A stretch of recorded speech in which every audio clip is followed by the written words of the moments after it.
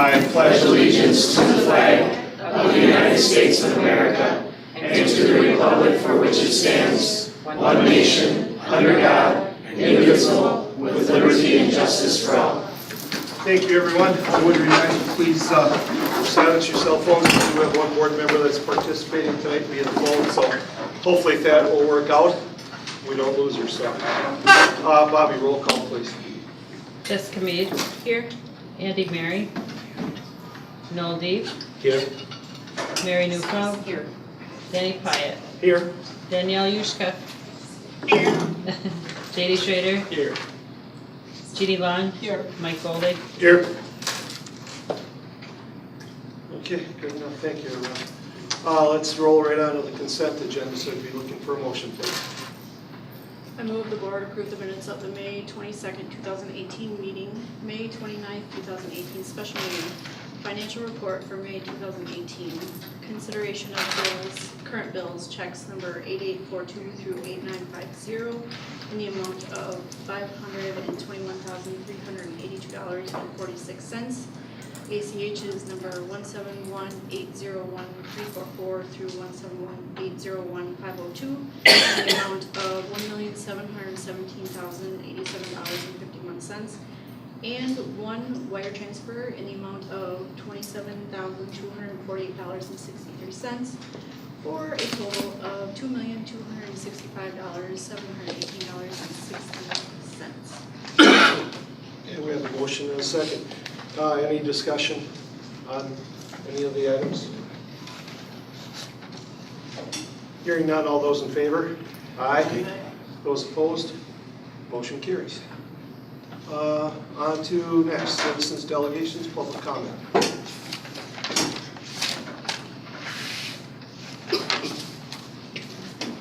Thank you, Tim. And we have one individual signed up, Heidi Lucas, to talk about a district concern. So, Heidi, you got 5 minutes. Yes. Hello, everyone. To the Unified School District of Antigo School Board members. For those of you who do not know me, my name is Heidi Lucas, and for the past 24 years, I have been teaching in the Antigo School District at East Elementary. I was an early childhood special needs teacher for 10 years and kindergarten teacher for the past 14 years. On April 12th of this year, I was notified by 2 principals that I was selected to be one of the 10 staff members to move to a different school. Not in 2 years, like all teachers were prepared for. Instead, for this upcoming year. These principals said that if these moves were done, double moves would not have to happen. It was stated to some of these 10 teachers that if we didn't take this new placement, we were not going to be given a different contract. I was told in later meetings that if any of the 10 staff members that were picked to move wanted to apply for another position that became open in the district, we would be able to. A plan had been made to strengthen teams in each city school building. Since then, at least 5 staff members have left North Elementary. East Elementary is losing 5 staff members for this upcoming school year, and our district administrator has resigned. I do know there are other staff members who are applying throughout the summer for various out-of-district jobs. I wanted to address the school board in April regarding the moving of teachers 1 year before the consolidation of elementary buildings, instead of the 2 years from now when buildings were closing and all staff would be creating new learning communities. I was first told to follow the chain of command, and then going to the school board was last. Over the last few months, I have voiced my concerns as a teacher and as a concerned community member and parent. I had a nice discussion with the district administrator after the announcement was made to me, and also sent a letter to her a few weeks later, and she had asked if she could send it to the principals, and I said yes. I'm very concerned with the change in staffing at both East and North for this upcoming year. At East Elementary, we have had a number of students over the past 2 years that have had significant behavioral concerns that definitely disrupted the learning of all students, and especially the safety of students and staffing at our school. Administration who were deciding these premature moves of teachers do not know the true strengths and weaknesses of these teachers, and do not know personal concerns that these teachers may have had. For example, I will share things that will affect my family if I have to move this summer instead of next summer. First of all, I have to say I have so many parents for East East Kindergarten this coming year who have the news I may not have, or that I may have to move to North. They are extremely unhappy. I have had many of their other children in the past years in kindergarten, and they were excited for their children to be with me again this coming year. There are 2 or 3 parents who will be going to a private school with their children if I move this year to North. My personal concerns are great and affect our own family. I have shared this information several times with administration. Our Sam has some anxiety issues and he's going into 4th grade. So my husband, Chris, and I have worked extremely hard with making a predictable pathway for Sam to ease his worries and have him be a successful learner in his educational environment. I received confirmation that our Max, his 4K placement for next year is East Elementary. Chris, my husband, and I have been telling Sam and Max for the last 2 years that they would be going to the same school for 1 year, where Mom works too. This is such a great transition for them as their big brother Casey will be going to college this upcoming school year. Their sister Alyssa has been in college for 2 years. Sam's anxiety has been occurring more frequently as he is very aware of Casey leaving next year and has many questions about what the near future will look like. Our family was all looking forward to the 2 boys at the same school with me before things would change the following year with Sam, moving to the middle school, etc. From overhearing other teachers' conversations at school, Sam is also now aware that I may not be at East next year and is extremely worried.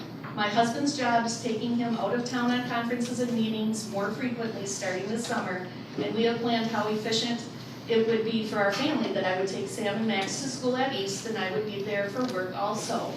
One stop, especially since Dad would be more on the road during the week for work.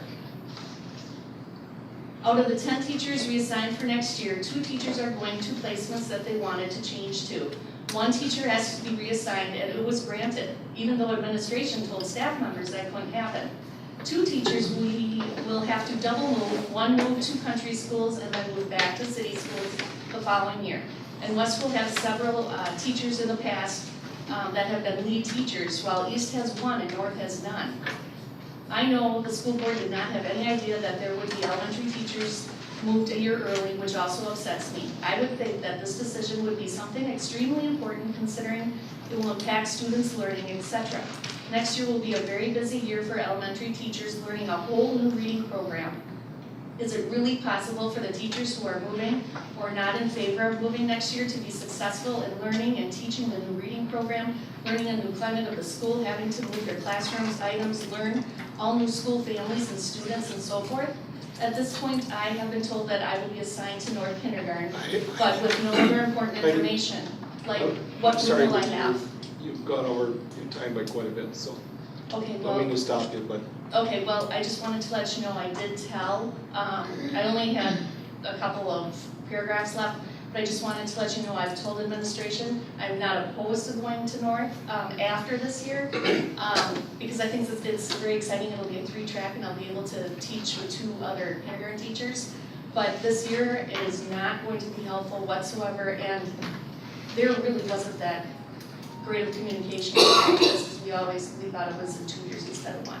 okay. So thank you very much, and I hope somebody can bring this up on an agenda and get it moving. Okay, thank you for your comments.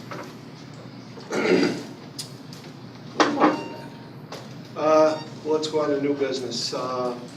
First up, committee of the whole. Be looking for a motion, please.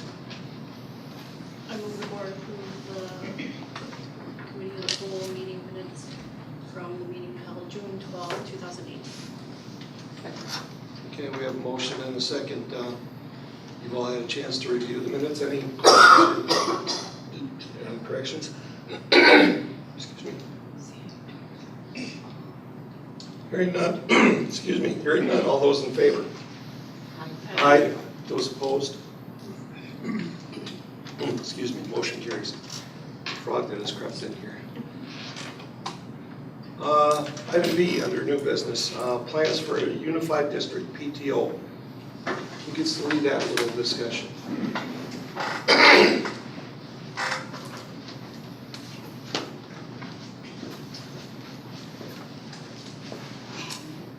I'll start off. I'm Samantha Lawson. I am the PTO president at Crestwood Elementary. I'll introduce our group. We are CHAMPS. That stands for Committed to Honoring and Motivating Parents and Students. We are kind of like a mothership to help transition the current PTOs, transition this coming school year, and then as the new school year starts. Our mission statement is supporting the education of children in the United School District of Anago by fostering relationships among the schools, parents, and teachers to create an environment where children grow, learn, and flourish in a fun, positive environment where parents, teachers, and the community are active partners, serving as a resource and support system of an information, educative, or referral source in nature to parents and guardians. I also wanted to mention that we brought a support group, if they wanted to stand, of PTO members. It's a small group, but not everyone, just to show that we do have some support. They're our background, but we're working hard to make progress. And I want to segue into help from our administrator, because I think it's great that we do have administration backing us in this. All right, thanks, Sam. So in that group, there has been a representative from each school, and we opened it up to like whoever wanted to be a part of it. And the reason why we came to this point of taking a look at it, and a lot of it when it comes to like our PBIS system or Anago Pride, one of the main aspects is community and family engagement, and that is a piece that we have been missing.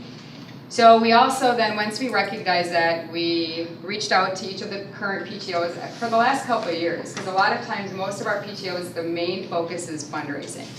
So we're like, is that really what we want? Or is there something else that our PTOs want to be able to provide? So with all the different elementary schools, once we brought them together, we took a look at like what have we been doing and what do we really want to be doing, and then that's why we came up with this acronym of CHAMPS. So this goal is, like Sam said, we want to transition this next year, but each PTO would continue at their specific school this year. But we want to really try to, the goal is to standardize some of the bylaws and some procedures, and we'll talk more about that a little bit later, Jordan will. And with that, the whole goal is to help with that transition from our K-5 schools to our 4K3 schools, and then also implement and bring it into our 4-7 middle school, whatever school it's going to be called. So that's really the why.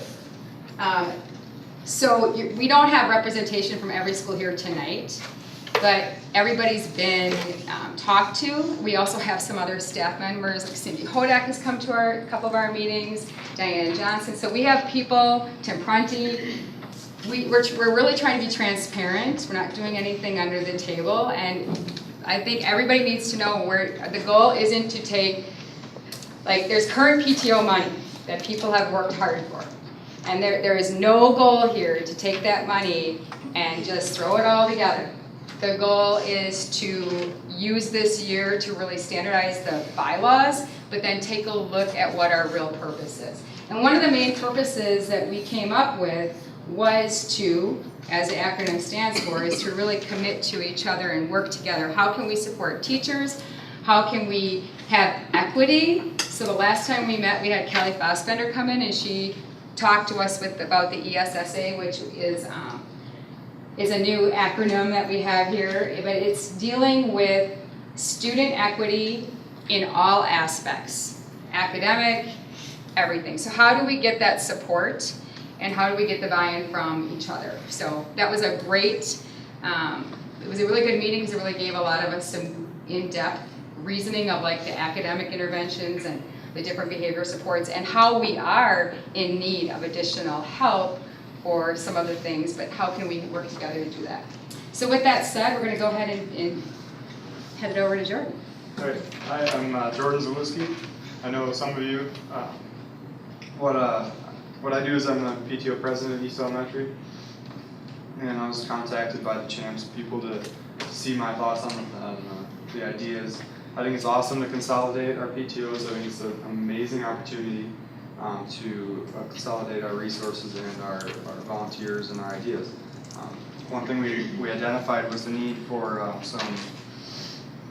some unified bylaws. Basically, how do we structure our PTOs? How do we structure the champs in general? So what we did is we're drafting a champs set of bylaws to tell us how to organize champs and how to be basically an oversight committee for the individual PTOs at the schools. So that way champs can empower them with resources, ideas, assistance wherever we can, and we'll develop that as we get into it.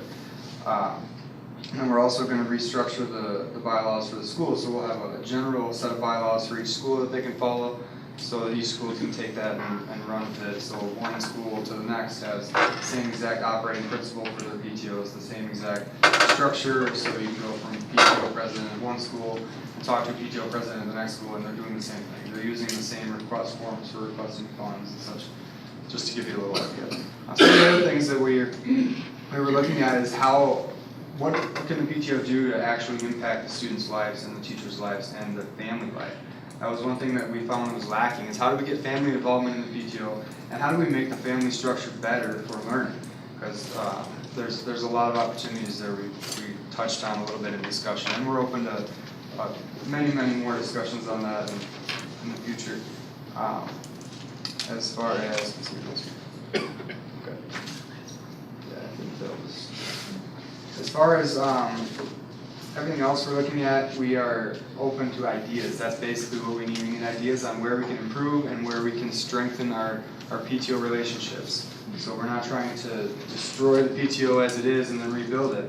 We want to restructure it to make it what it should be. So There's a couple points that, I think earlier this year, remember when Spring Valley came and they did a lot of fundraising and all their 5th graders went to Minnesota. And we're like, what a great experience. And so there were people, and all of you even said that too, boy, it would be great if everybody could have that experience. Well, there's a lot of time and a lot of investment that goes into it. So some of those things are brought up too, so we actually have a spreadsheet right now, like what's going on at each school. Everybody has some really neat events. West has Hats Day. Crestwood did a neat new activity this year built around STEAM. And so we're taking a look at what are some of those things and how can we try to make them equitable for like grade levels or you still have your own school kind of things going on, but as we transition into a K-3 and then go into that 4-8 or 7, we really felt that would be something that could help students, staff, and parents and community feel pretty comfortable about, because this is going to be, it's not easy transitioning. We talk about it all the time. So we thought that was going to be positive, and then we also touched upon how could we even start doing some of those teaming up this next year. So if Crestwood and East are generally going to come together, how could the PTOs or the champs help support the teachers in making that happen? How can we do a couple activities throughout the year? Don't wait till April to start having these transition conversations when we know about it now.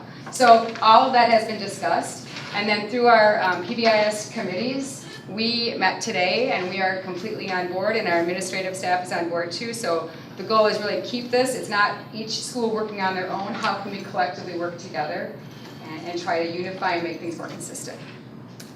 Good?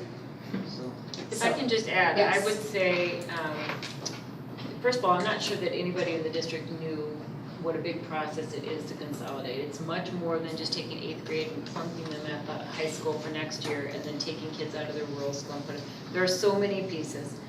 Ms. Lucas talked about what we're doing on the staff side to give them time. The same thing with the parents. We invited the parents in and talked with them about, could we envision that we would get these groups together, like the 2 sister schools, and start to develop what that unified look was going to look like. These folks took it and ran even further in creating this overarching group called CHAMPS. And I think they are an exemplary example of how the community of Antigo could rally around the possibilities when people come together. If any group was going to dig in and be territorial, I would have expected it was going to be our parents, because you get attached to your neighborhood school and it provides comfort, and it's the known when you send your kids off every day. These folks have been an example that should take their show on the road around other communities to show them. And I just hope that Antigo can look at this example of people who are deeply invested with their most precious God-given gifts, their children, and they can figure out how to come together and support strengthening those school communities. So I applaud your efforts, putting egos aside, putting territorial ideas aside, and leading for the future. I mean, I just, it's funny sometimes where leadership really can emerge that we can follow, and Champs is where it's at right now. So keep going, don't stop. You guys are doing great work. You amaze me and inspire me. So keep doing great things for you. Thank you. I got 2 questions. Okay. Just more curious, because it'd be interesting just trying to think how this is gonna work. Do you think you'll do joint, like I'm thinking more in 2 years, will you do joint fundraising to try, if you're all gonna go to try to send all the schools to Minnesota? You know, like if one school fundraises a lot more than the others, that's where Yes. I can touch on that really quick. Fundraising is hard. Nobody likes to do it. It's a miserable aspect, and a lot of people look at PTO as that's what we do. That's a fundraising entity, and that's their only job, which is the farthest thing from the truth in our eyes. It is one aspect, it is an important aspect, but it's not the whole reason we're there. But individual fundraisers at each school is inefficient, so we think that has been one thing that was discussed. We think larger scale fundraisers that can be collectively done would be the way to go. Do you think most things will operate on consensus, or will like West get 2 votes and North get 1, or like how do you think you'll? I don't know if you'll vote or like what kind of structure that. Yeah, and that's why we really thought about let's get after it right now. We're like, no, we cannot just throw this stuff out there. We need to have these conversations. So this is really the first time that we're announcing what our goals are, and then during the year we will be having meetings, like monthly meetings, to really dig down into those types of questions. Yep. You know, when you were talking about the idea of PTO was always fundraising, and that's what it was, because that's how we got playground equipment, and that's how we got busing for field trips and money for our big event at the end of the year. So, you know, even getting people to come to the meetings. When we started serving food, you know, if there was, you know, if we had banana splits or pizza or something, you know, you got more people to come, but it's a difficult thing, so I think this is really neat. We started incorporating babysitters and several other ideas like that to get ownership of some of those works and films. But we're all still struggling with getting people to show up, and that's why we thought if we get some bylaws, people are afraid to be a PTO president. It's like, what does that look like? Nobody wants to. You know? And so we feel that if we can try to get that consistency, that people, then they'll have like 6 other ones that are having the same other thing, and eventually there'll be 3 or 4, and then we can come together and talk about those types of. That's why the collaboration works, because then we can get ideas from each other too. What's working at your school, what's not working at your school. And the support of having each other. Yeah. There's 3 different inner city schools, and if one of those has one parent that's willing to volunteer as a PTO member, that one parent doesn't want to be president, vice president, treasurer, secretary. I mean, they don't want to do it. And it does exist. And that's kind of what we have. When we would get an officer, for example, Heather, she would be the treasurer, but we were always counting how many years till Amaya was out of school, and then who was going to do it, or the president, and then who was going to do it. People are doing that before they're volunteering now. Right. So they're like, ooh, how long am I really committed for? And how many kids do I have, and how, you know, I'm going to get roped into this, but. So we're trying to eliminate that individual commitment and understand that people, when they do volunteer, they have support. They have CHAMP support behind them, they have their PTO organization support behind them, and then they have their community, their small community and the school support. So And that's what CHAMPS is gonna do, they're gonna help ease them into that transition. So even if they go to a different school, then they're prepared, because it's going to be the same at every school. Right. We're not living in this world like we know everything's gonna be rosy. We know there's gonna be some, we Yes, talk we about that all- often. We have yes. very candid conversations and a lot of great questions, but it's really fun. I'm loving every meeting that we have. It's great. So That's great. we just wanted to identify ourselves and open it up to any questions you all might have or any of the community might have, so. So it sounds like we have your support if we do. Oh, gosh, yes. Amazing, well, we appreciate that, thank you very much. If you came thinking you weren't gonna get it, you're probably wrong. But anything that can help unify parents and get the families more active in the school, the better off we're all gonna be, so. Thank you for your efforts, appreciate it. Thank you.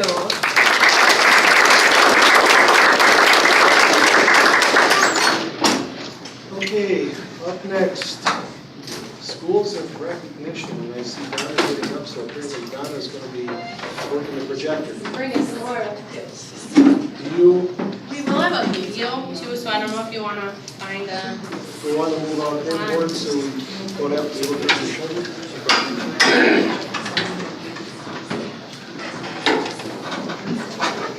Danielle, are you still there? Yes, I just had you on mute, so you don't have to, Okay, just making sure. thank you. They're after you. Pulling.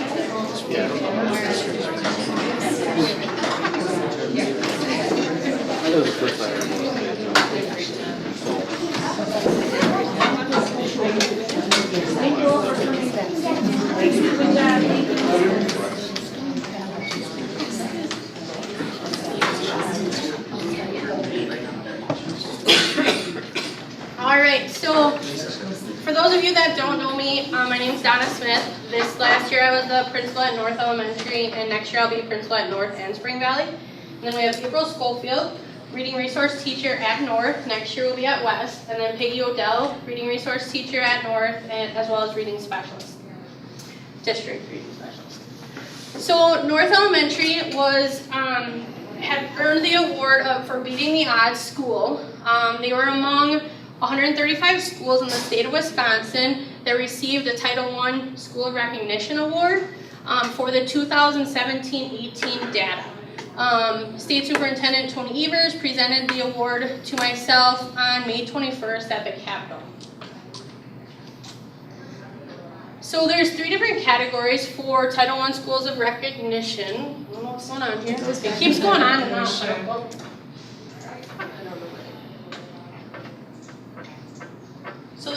it keeps going on and off. When I was sitting in the audience, I noticed that.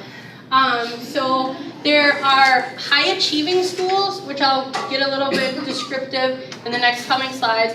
High progress schools, and then beating the odds. So in the state of Wisconsin, this number, I added it up, I'm like, that's not 135, but later here's my disclaimer. So 24 schools received high achieving, 40 high progress, and then 87 beating the odds. And out of the 135 awards, 111 were elementary schools that served kindergarten through 8th grade, so some might be K-5 like North is, or K-6 or K-7, or and then 18 middle or junior high schools, and then 6 high schools received one of these awards. So the award that North Elementary received was beating the odds, and this is the criteria. So North was one of 87 schools that received this award. And to receive this award, you have to be in the top 25% of high poverty. Just leave it alone. High poverty schools in the state, and have to have above average student achievement in reading and mathematics when compared to schools with similar demographics. So the data was from the 2017-18 school year. So last year's students that took the forward exam, that's the data, those are the students that earned this award, as well as the teachers, the parents.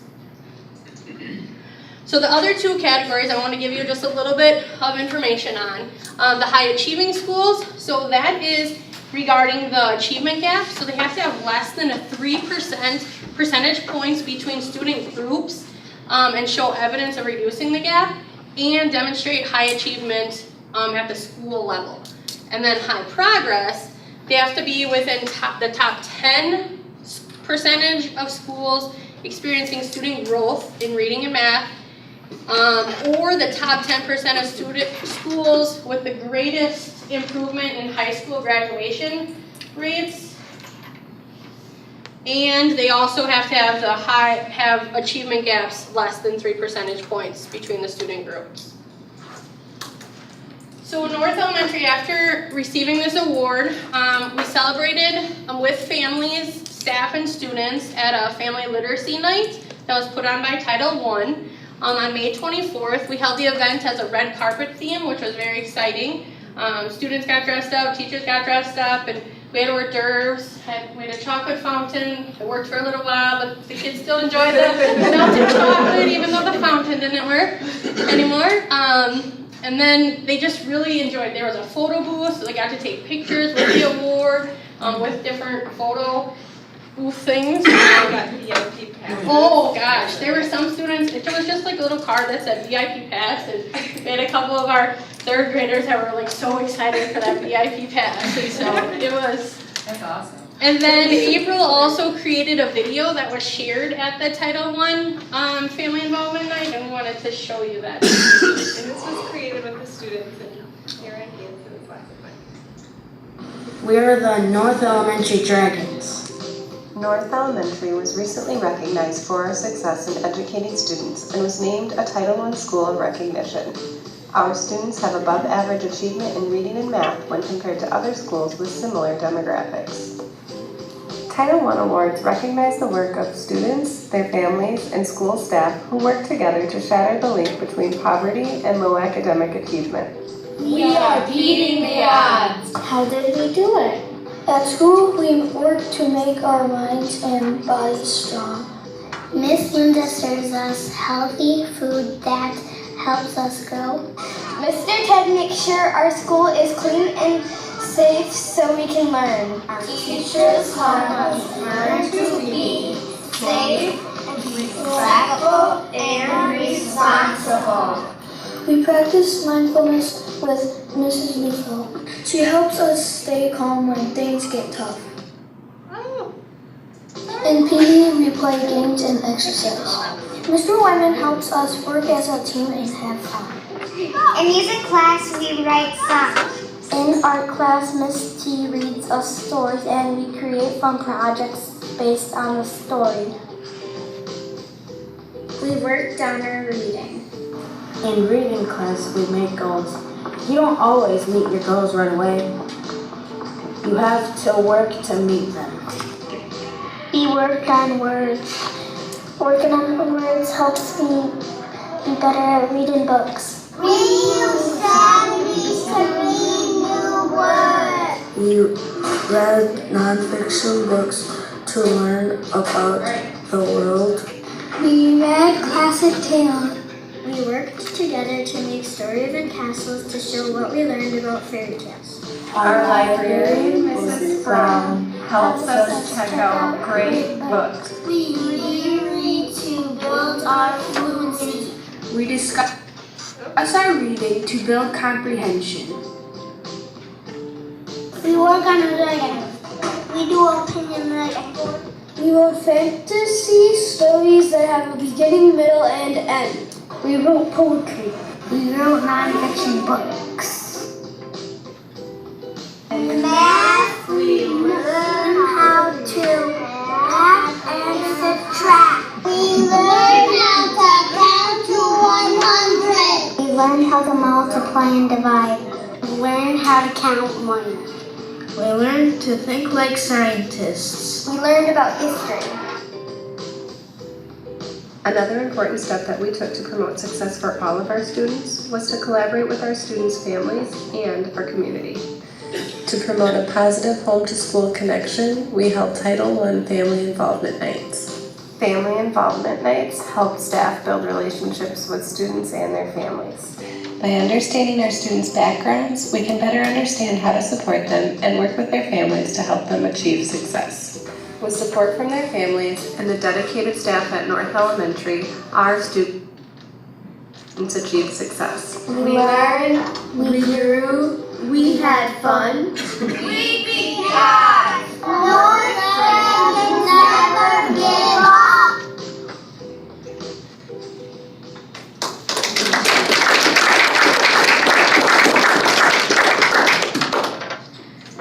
So that's all that we have. We just wanted to present to you what the award and what the recognition was for, as well as to share this video. That's awesome. Thank you. We are the North Elementary Dragons. Thank you, Peggy. Thank you, April, for your hard work over there, leading the reading. I love the way you just were able to, like, every aspect of the school, how it was brought into making this possible. Yeah, Nice very job. exciting. Very exciting. Is the Dave dashboard next, Bobby? Okay, you guys can stay out here. Tim, you want to help me hook up my laptop up here? Oh, yeah, that I would expect.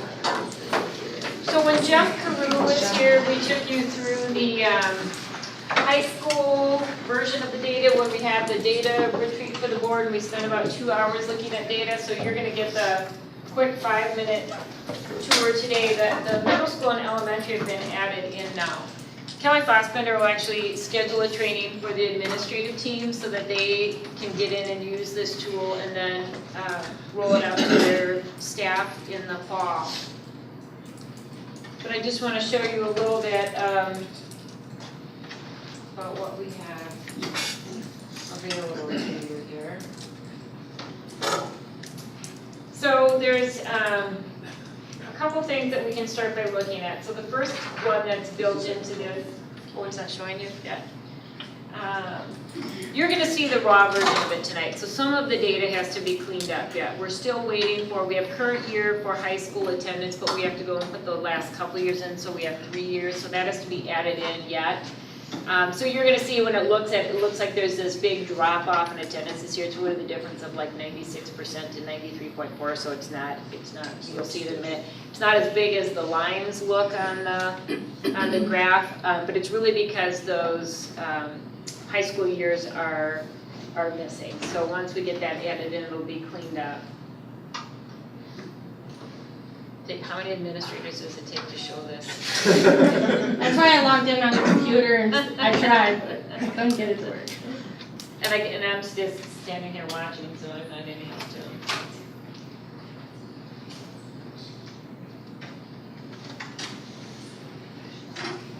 You could have an electrician. Just like that. One more. Let's see, 4 so far.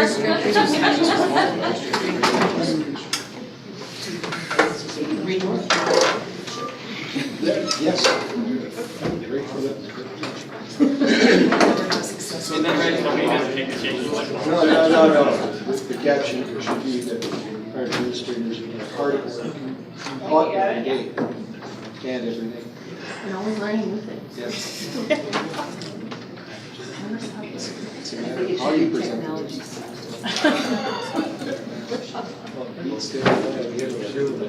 Maybe we need to project. Yes.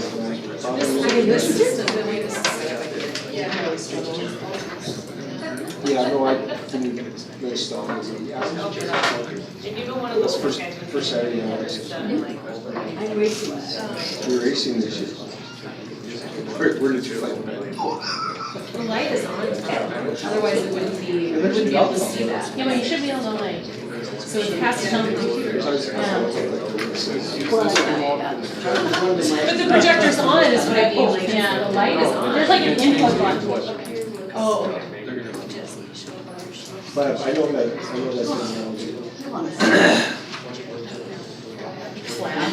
Yeah, who's looking up slabs?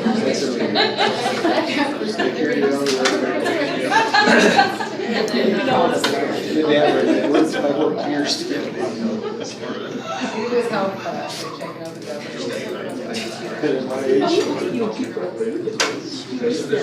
I just parade laugh with it.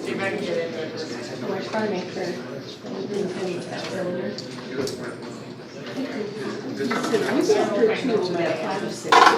Next.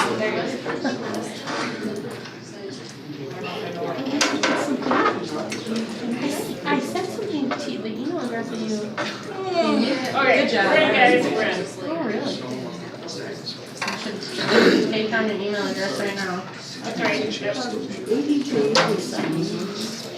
What? Okay, so again, the elementary school tower here. So this is a district view, I sent something. but you can take it down to the middle school level, and then you can look at every elementary school in the district, so you can see. No, we can't. It'll come back on. It's that one. Okay, right. That's it. This is a new thing, right? We haven't I know been they seeing sent it, that's why I said like. So you can go in and take a look at chronic absenteeism. You can start, remember that, you know, on those readiness indicators, attendance, starting in your youngest grades, is a predictor of how they do in the later grades, which is a predictor of how they do in post-secondary success. So following attendance is is an important piece of this, and you can start to look at it by school, you can begin to look at it by grade level, you can look at it by race. You are gonna be able to look at it with suspensions. It is really interesting when you start to go in and look at this data. You know, one of the big things is you do this shift from traditional discipline in PBIS is you're looking at what are alternatives to suspension. It is not that kids shouldn't have consequences, but it is interesting to look at the chronic absenteeism and the correlation with kids who are suspended.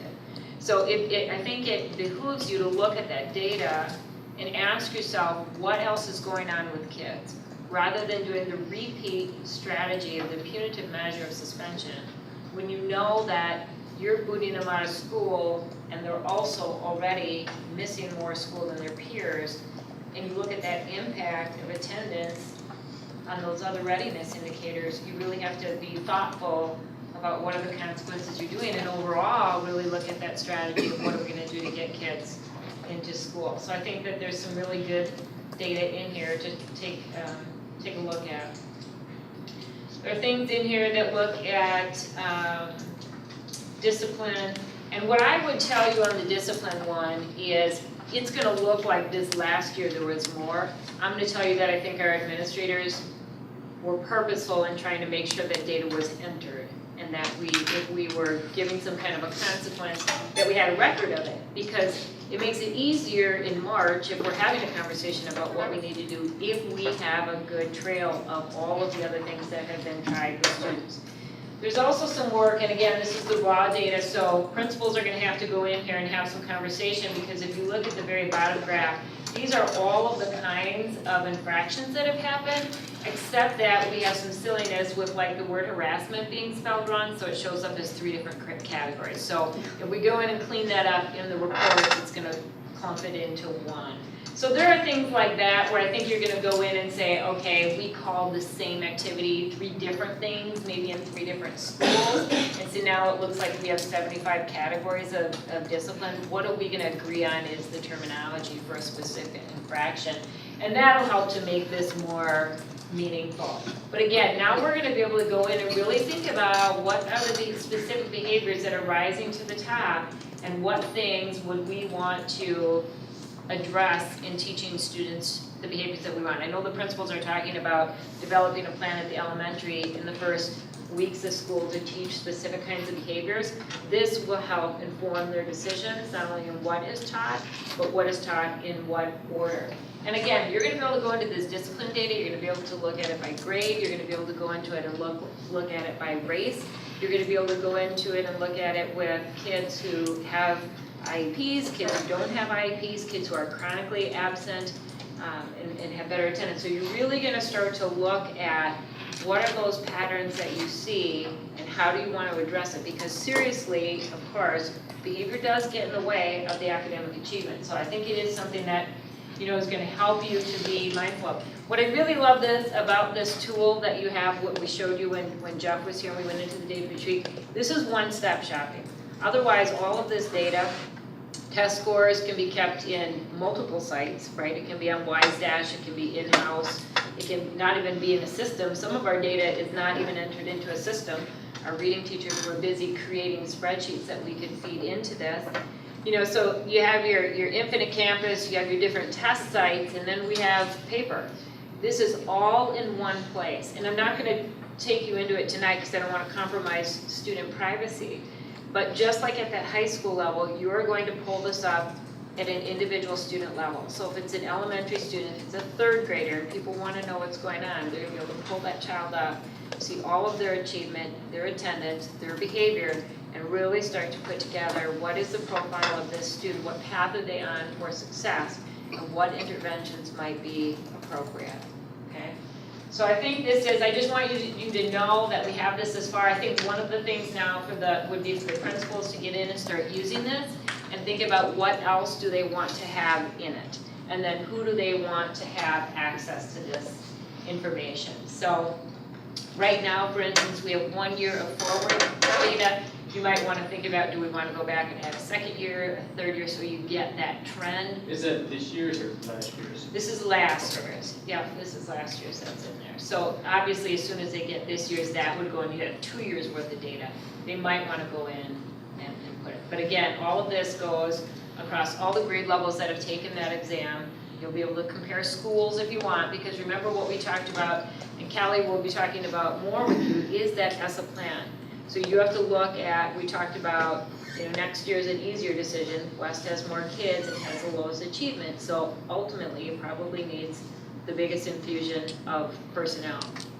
The next year, it gets more complicated in that North is going to have more kids. I'm guessing West achievement is still going to be on the upswing.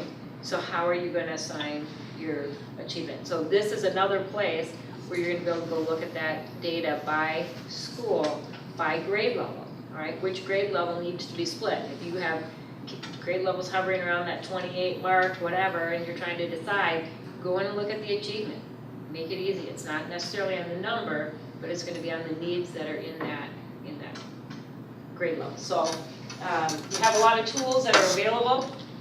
All of the building has been done this year. It's very quick to add things. The hardest thing for us was getting the data to them.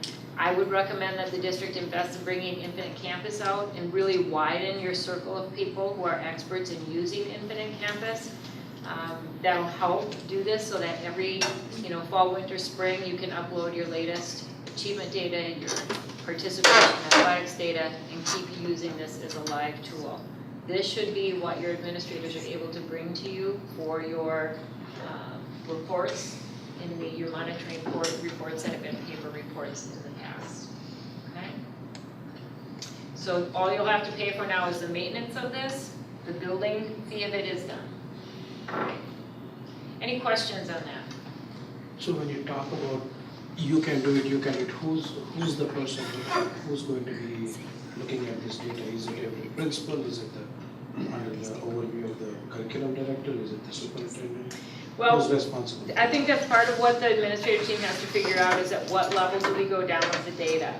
I think one of the things that we have a lot of people that are going to PLC training, and one of the things that comes out of the PLC training, we have a couple people in the audience who have been, a couple more who are going, is safety around looking at data. So if we're all a team teaching the same freshman algebra, we should feel safe to come together at a meeting, share out our algebra data.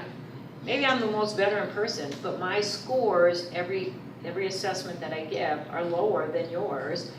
We want to have a safe environment where I can ask you for help. What did you do to teach, this algorithm? But it will also depend on who enters the data.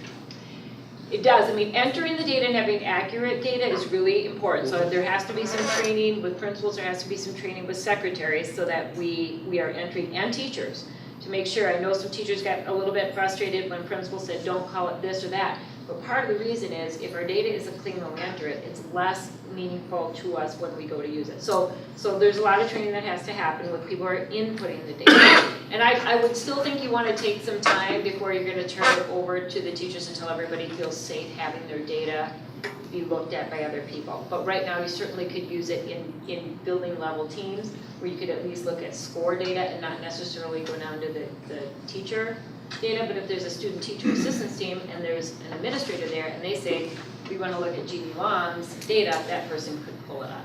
So we'll have to figure out who has the access. I would imagine you're widening the circle as trust is built. But Colleen, to get to a specific question on the data, it's going to, 5Lab is going to take what's in Infinite Campus. So like for our attendance and behaviors and those kinds of things. And I would imagine test scores that are entered into Campus. It's just going to automatically upload those and put them in the format that someone can look at. But that's why it's so incumbent on us to make sure that what we put into Infinite Campus is accurate. So if JD comes in 5 minutes late, we have to go back and make sure we mark that as tardy if we're going to call it tardy. If 5 minutes is our definition of tardy, we better do that and mark him there so that the data is accurate. We'll go look at it and use it later. So, and I think that'll come in time because if people know they can turn around and use the data, you understand why it's so important to have it be accurate. So I would say, right now, especially at the elementary level, they haven't been inputting data in the same way that they have at the middle school and high school. if that's a fair assessment, Donna, would you agree?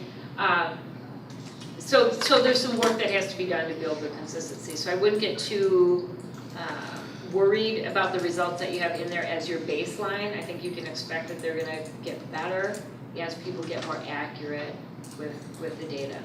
But people have to be comfortable sharing that information, and you don't expect somebody to be judgmental if you say that, every time my school is singled out, why would I put data in there which would show my school to be lacking in something?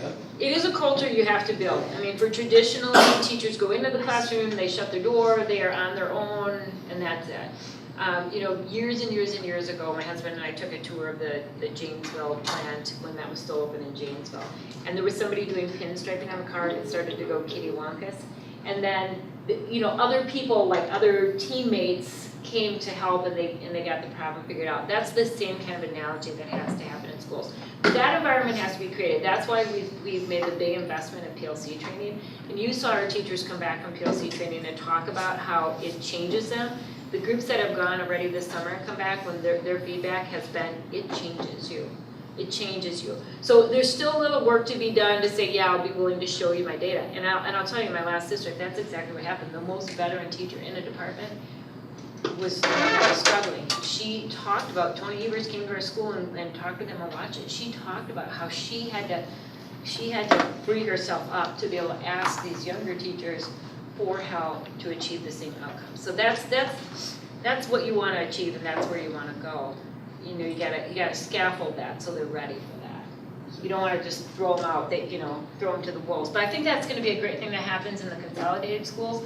When those elementary teachers across a grade level are talking, it's going to start to be more natural to say, my kids didn't really do well on mixed fractions. What did you do? How do you teach? And then they go back and they can reteach it. Or can you show me? Can I watch? Could you co-teach? Could you model teach for me?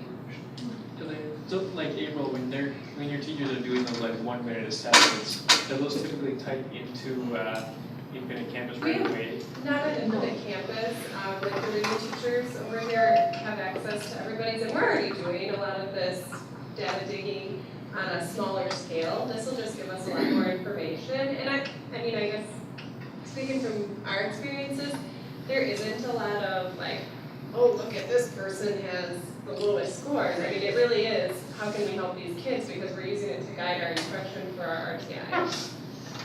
And for our universal, so we need to do more with using it to guide our universal. That's something we haven't done, and I think this will really help with that. I think the teachers will signal to you when they're ready for that, and that will be your signal to go ahead and start releasing. I would keep developing them until they say, yeah, we're ready, turn us loose. And we're taking a look at even those assessments that you're talking about, which is Ames Web. And Kelly and a team of teachers are gonna be digging into that whole, like, are we the right systems? Are we getting the data that we need that informs instruction and all of that? So before we start, those kinds of testing, like Ames, can be uploaded directly into Infinite Campus. Teachers don't necessarily have to go input that, if that's the direction we're gonna go, but there's some work that is gonna be done before we even make those decisions about that type of teacher level data that's gonna go in there. So we have Ford exam data in there, we have Ames Web data in there. Oh, you did FMP pull I just Ames?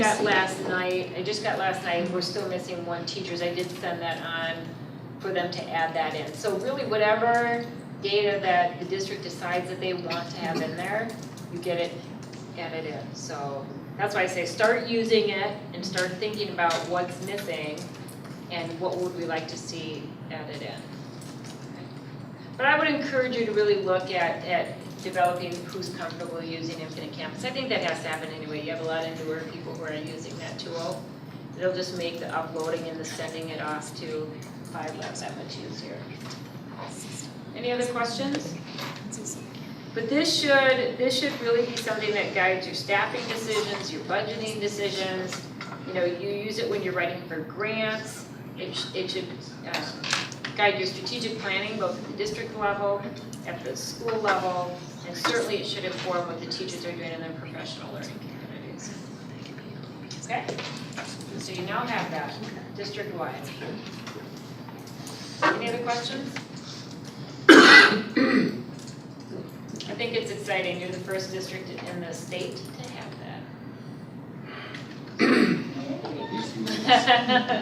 That's all I have. I guess I can bring my computer back.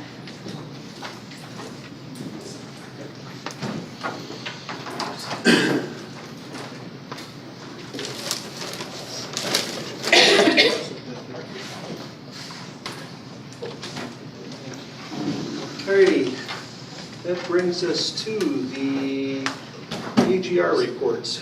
So HR reports were uploaded for you. I guess I would just entertain any questions that you have for that. I think when you look at that, you can see in all of the schools, there's room for growth. And so I think that the targeted work that's happening with literacy is going to be really critical. And I know Jeff mentioned in his the need to attend to math as well. We were very strategic this year in only addressing literacy because it's very, very consuming. And there's only so much that I think we can put on the teachers' plates right now. So rather than do too much and not do any of it well, the goal is to get to a point where you're doing the English language arts with excellence and then add math. Tom is interested in adding the math group. He has a group of people that will act as a leadership piece. So as ELA pushes out, math will start to come on board, but they'll be able to pace that in a way that isn't going to overload the staff. They had a lot on their plate this year, they're gonna have a lot on their plate next year. Maybe by mid-year you could start to be looking at that.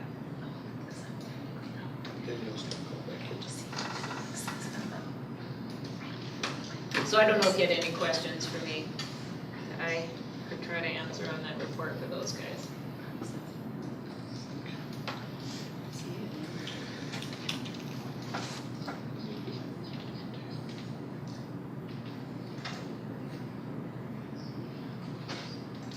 Anyone on the board have any questions about these at all?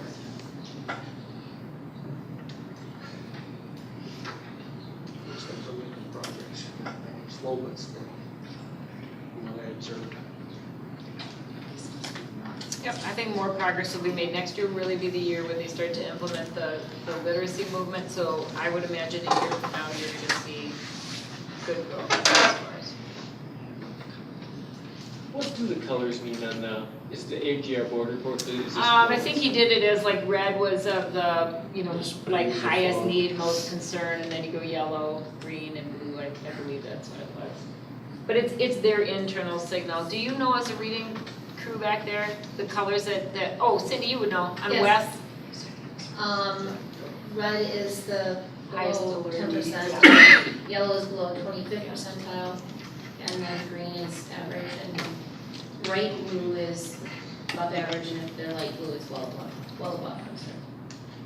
Thank you. Thanks, Cindy. Colleen, just as a point of clarification, does DPI require the board to approve those or accept them? Do you know? I think we just have to present it to them as my knowledge. Okay.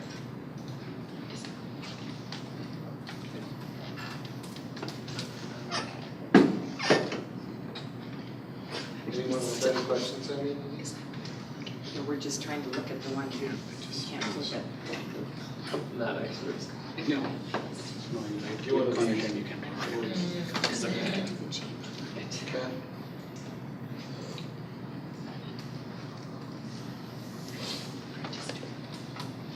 Third and last call for any questions on these.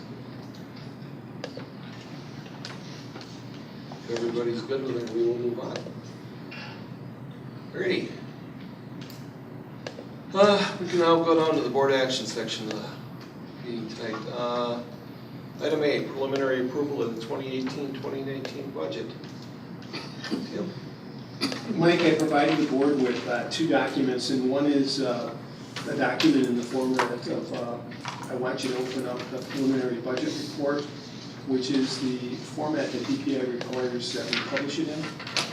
And in my memo to the board, I preface the whole conversation with, right now it's just an estimate. And we know that the information we're providing you is an estimate, and it's probably going to be inaccurate compared to what we'll see in October.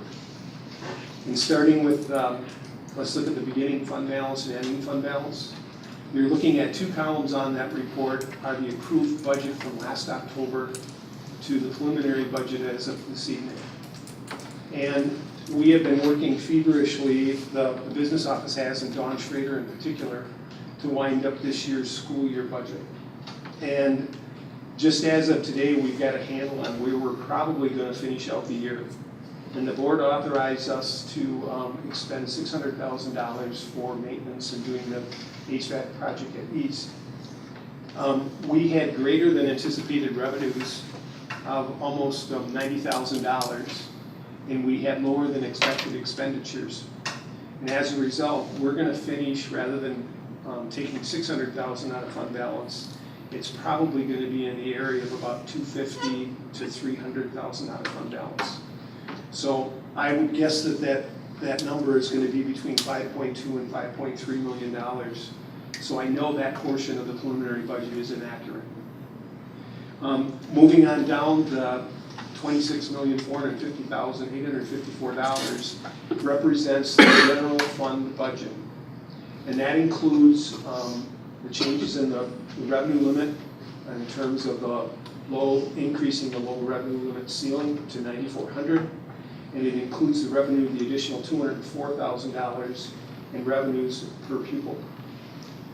The $393,000 represents carryover funds primarily in the SAGE AGR grant and our title grants that we get to carry over.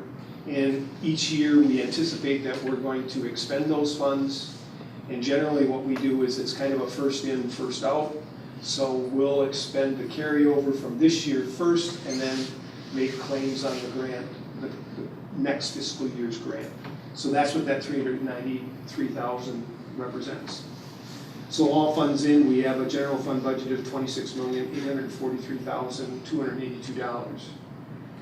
Fund 21, we know is, this is our, again, it's a preliminary budget. We're going to end the year close to $80,000 where we receive donations into the district, and then we expend those funds because they're designated for a purpose. We know that the Navokan project, we're going to be out raising funds this year.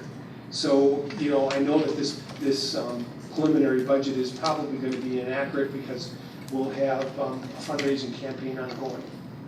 And so what we're showing there is expenditures of those funds. And to give you an example, using Navokan, as we raise money, we're showing that there's the possibility of expending those funds, even though we know that we aren't going to do that. And that would be true for many of the donations which we receive in the district. Fund 27 is going to be our special education fund. That fund is not allowed to carry over a fund balance. It includes federal funds of IDEA that are flow-through funds. It includes categorical aids, and it includes the inter-fund transfer. Moving on down, Fund 38, the $306,545. We're allowed to carry over a fund balance, and the reason we do is we're making, this is repayment of the prior service debt. We refinanced that debt. It was due to WRS retirement. We refinanced it several years ago. We have 6 years remaining in to pay off that debt. The $20,000 in the fund balance represents a partial interest payment. We make interest payments twice a year.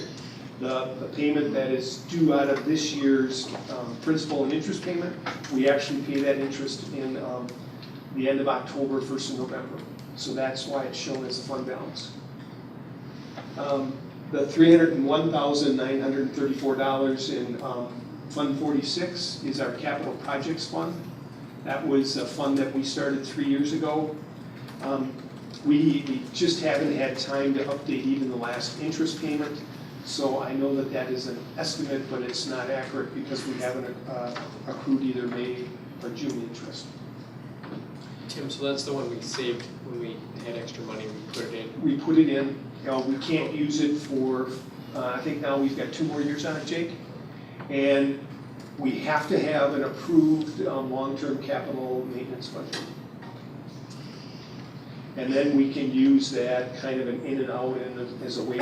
We actually claim aids on the expenditure when we make it a deposit into the fund.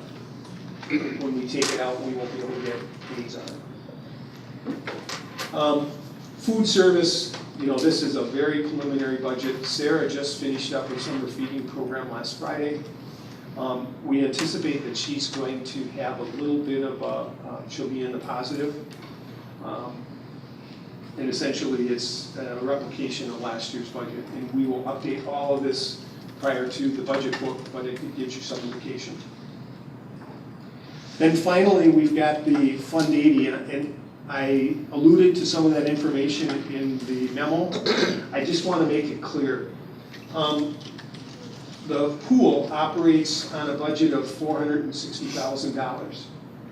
That budget probably has not changed in 6 or 7 years. We levy $270,000 in Fund 80.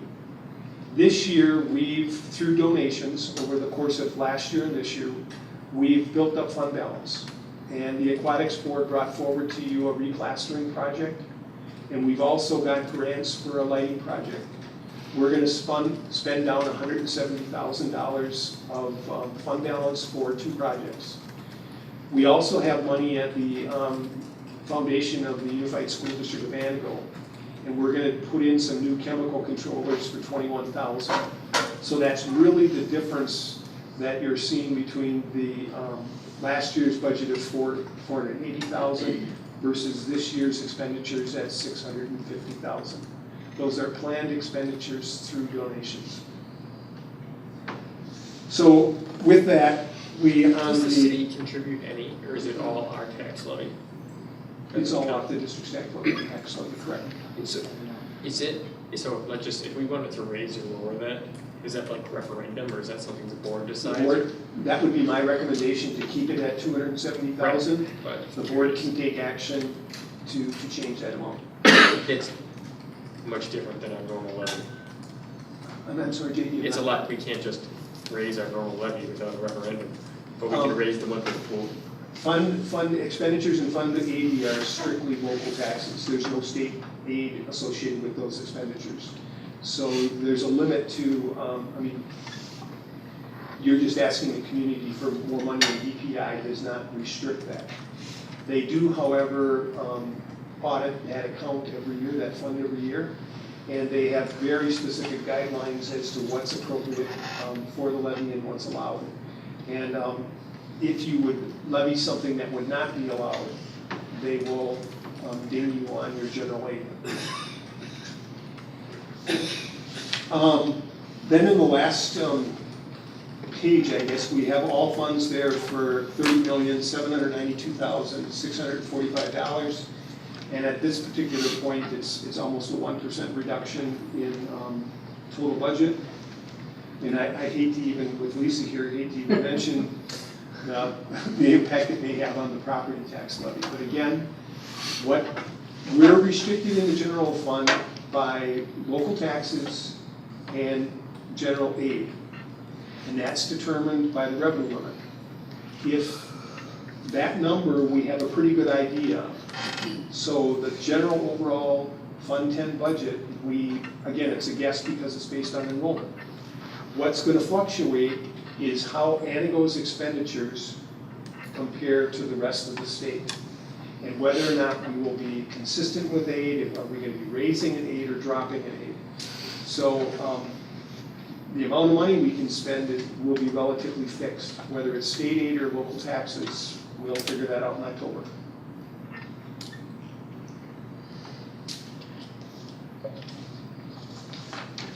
Looks pretty good to me. There's a lot of work on that. It's not easy when you have to reduce the budget. How much, well, what is a 5% decrease? Is that like 25 cents on the, how much is that? Yes. I think our real rate, it should say on that last page there. Up the memo, or can't remember what the memo said, just read it. We have roughly $1 billion of equalized value. So if you look at that, and again, so we're at $7.50 for the general fund, so it'd be $7.51 in approximate numbers, and then including the prior service debt and the community service levy, we're right at $8. Great. Thank you for the memo, Tim. I appreciate that. Good work, Tim. So, and I owe a lot to the business office. I mean, it's Dawn Schrader and Lori Leiterman, they're just pounding away trying to get those numbers for us. Tim, what was our levy last year again? You can see JD on that, I think we compare that to October on that one sheet. So we were at, I mean, like, was it 825 or something? And again, round numbers, Yeah, right. 851 versus So 50 cents. 40 cents. 40 cents. Well, But very preliminary. let's see what October brings us. And we know you're gonna be tweaking it on an ongoing basis. So Tim, thank you. Appreciate you and the team's And hard Mike, work. I guess there's one question I'd like to pose to the board as we develop the budget book. We can certainly wait until the October levies to make the final decision. There are two purchases, and one of the reasons we didn't, we only had 250 to 300,000 of fund balance use, is we had planned a big furniture expenditure for the elementary schools. And the district's portion of that was going to be about 140,000. And we were going to try to combine EGR funds along with the district support to try to look at the elementary classroom furniture. And it involved all the principals, myself, Amy Downs, and then we started getting faculty involved in that decision. And we were not able to make that purchase before the end of the school year. So the reason our carryover is so large is because we were planning on EGR expenditures that we didn't make, and we didn't do 140 on capital equipment. So as we develop the budget going forward, we still need to make that purchase. And is that something, I don't need action tonight, but I'd like to know as we are developing that budget certainly in August or prior to October, is that something that the board would allow administration to go ahead and make that purchase? Then the second one is, Jake's got the final year of looking at helping Jake North. So are we going to continue to expend funds for an HVAC project? And it's just helpful to know now as we start planning so that Jake can get going and our principals can continue, because we can do those purchase orders now if that's the intent of the board. So could we delay a month or two and see if we get a new district administrator who still likes the chairs? Or does that really screw it up? Yeah, Can I suggest this though? So one of the things that they did, and I see some of the teachers are smiling back there, but so they researched furniture that supported the literacy movement that they're going to. Remember when they went and did the Winnicott visit? So they came back and they had, and I'll let the reading teachers maybe chime in on this. So they went through what is the furniture that is movable, that can be configured so that you have your carpet area, you have your small group area, you can do, groups of 2 or groups of 4 or whatever. And if you go into our elementary schools, we still have some desks where the chair is part of the desk, so it's not like you can really get furniture out of the way if you want to do other kinds of configurations. So Donna Krieger actually led grade level meetings where the grade level teachers, when they went through everything that they had seen at Winnicott, they knew what they had in there as they talked with Nicole, who's done all the training. And then Donna actually created a graphic for every single grade level that talked about colored bins that they want and the kind of furniture they want and who needs a smart board yet and all this kind of stuff. So, reading teachers, do you want to chime in on that to help you out on that? But that was also, that has had teacher support now, so now you'd be saying Right. No, that's why I was confused, because I didn't get the calls directly. But Andy told me he was sick and he got a bunch of teachers calling him today saying they didn't like the desks. And so then I was just confused. So I didn't know if... I can show you the documents that Donna shared with us. I think we're just really trying to create an environment that is conducive to meaningful learning experiences, so kids are going to have to collaborate. Teachers like us are moving from classroom to classroom, so it's nice to have a place where maybe there's a table and chairs that you can pull out and pull a group into. It's comfortable. That's comfortable for kids, and we want to have a couple meeting areas so students can gather at the carpet.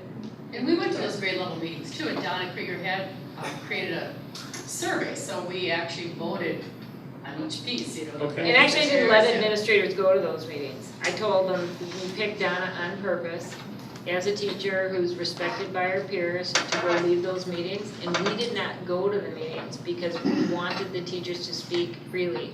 So they did a majority vote kind of thing for grade level of what they're gonna have, right?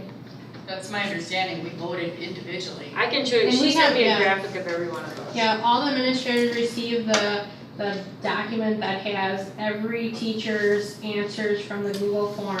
There was only one grade level that didn't want those desks, and that was kindergarten, they wanted regular tables. That was the only grade level.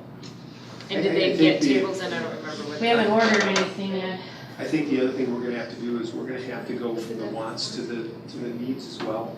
And that'll take us, you know, it's not something we're gonna turn around and buy tomorrow, because when we looked at it the first go around, you know, the number can be anywhere from $7,000 to $10,000 per classroom. So it gets pretty big pretty fast, and we will have to work with the teachers and principals to really decide how much we can do and what are the key items. So the interesting thing is you're gonna wanna have that here by the start of the school year if you're gonna order it. And if you wait until the end of July, that's not gonna be enough time. So if you didn't trust that the teachers would get what they wanted, then I would think you'd wanna schedule a special meeting. But in the end, will you please every single teacher? You won't. I think our process was really, really good. I mean, Tom, I don't know if you wanna chime in on that too, but I think our process was really good in that Donna specifically met with every one of those grade levels to weigh in. So the desks are comfortable? We all kept sitting here. Tom, I think there was Chime in. discussion on the shape of them, but. Yeah. I don't know, You know, the triangle shape versus a square shape, but that's kind of what I was hearing, it was just the shape of them. As in unfunctional or looks pretty or? I think they were concerned about the space on top. You know, if you do a triangle, you cut off some of your space for your individual work areas. But the triangle lets you combine them better or something?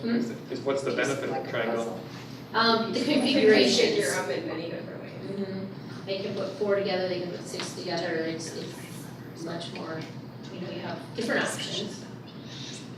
Sorry, what were you saying, Tom? Tom, please. I guess when I went to Winneconne, there was many of the classrooms had the small tables. And saw kids working together, and to me it's much more than the new literacy that we will be going through. It's more about kids collaborating in a math instruction and working together. And one thing that I've observed at the high school is that kids struggle to work together in groups. And I was disappointed that principals weren't allowed to participate in that discussion with the teachers. So I'm just coming from my experience in the site visit that I had, and I think Tim makes a good point. I don't know, I haven't looked at the difference in the cost between the individual desks and the tables and what the difference in price will be, but what I observed is a high-functioning classroom, very efficient, and kids working together. And I'm sure you can create that too with those desks, but I think tables I was was the leaning more least towards the tables. favorite option of the teachers. They liked either just like a square or rectangle kind of desk, or they liked a triangle desk. So I could be wrong, but I don't think that the teachers liked the tables. I think they liked the desk. And the reality is, those teachers have to be in there leading those classrooms, not us. So I think they have to have their voice be heard on that. I just know you're not gonna please everybody. But you're not here to make that decision tonight, and you'll have to decide if you wanna have some, it's gonna be a big purchase, so maybe it's worth it to come back and tackle a couple things Well, in just early having July. a chair go under the desk as opposed to connected, I mean, there's pros and cons both ways, but frees up a lot of space in a classroom. And our classrooms aren't huge, they're really not huge, you know? And sometimes you do have 28 kids in that. So these are chairs that would go under the desk? Yes, Right. yes. Yep, so you can get them out of the way if you want to have more space. So I think the teachers like some kind of desk, and I'm sure that there's people that like one side or the other. I don't know why kindergarten can have its own thing versus other grade levels, right? They have different kind of needs than other ones, so that might be something to go back and take a look at. But I personally like that the teachers have choice in what it is, because we don't have to teach in there, they do. We just didn't want it to be that every single teacher could be different, because then, you know, ultimately we wanted to say what is most conducive to kids learning at this age, so that every year we get different staff coming in, they're not all saying, I want this kind of desk, and I want this kind of desk, and I want this. You want something you can bring in and have, but you're not being asked to make that decision tonight. Well, if we need to get together next month to have that special type of discussion, we will certainly do that. Tim, you just need to keep us. And can I just say, as your outgoing superintendent, my 2 cents doesn't matter at all. But I hope that when you get those phone calls, you're sending them back to your principals.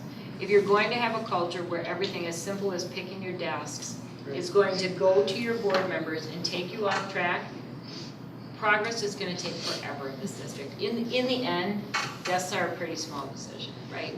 But if that goes to you guys and it turns into this kind of, I mean, you're off track. And in my other 2 cents, that's micromanaging. You're the school board. You don't get involved at that level. Send it back to your principals to make that decision. Alrighty. Moving on.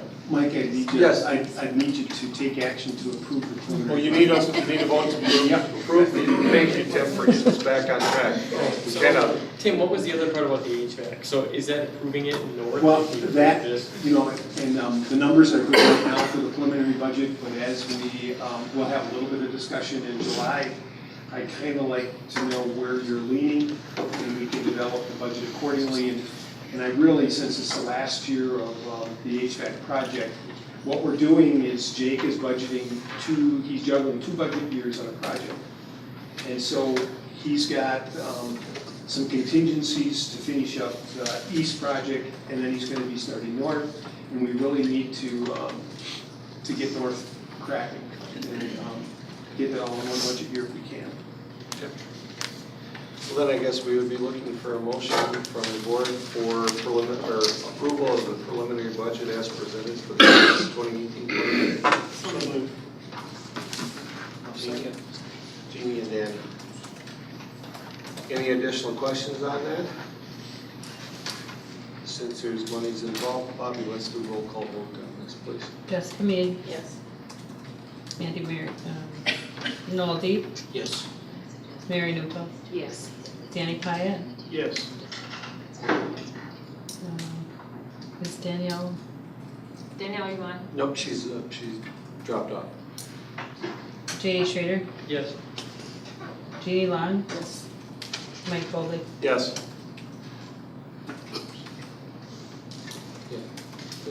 Danielle unfortunately dropped off on the call. That sounds bad. Yeah. We're going to skip ahead here a little bit to item D, if that's all right with everyone. Sure.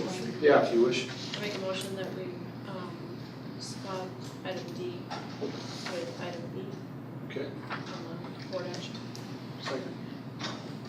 Motion and a second. Any discussion on flip-flopping this thing? All those in favor? Aye. Those opposed? Motion carries. We flip-flop and we'll now visit with item D, which is the construction house class. All right, I'm going to introduce that. Mr. Kratz is here, first year wood technology teacher with Christopher and Aaron. And they're going to both talk about, give you an update on where we're at with the project, building the home. I think some of you had an opportunity to tour the home. And then we asked Mr. Kratz to provide a vision of where he sees the program going. If you recall back maybe mid-year, there was concern, actually discussion at the board level about the 2 homes that were sitting on our property.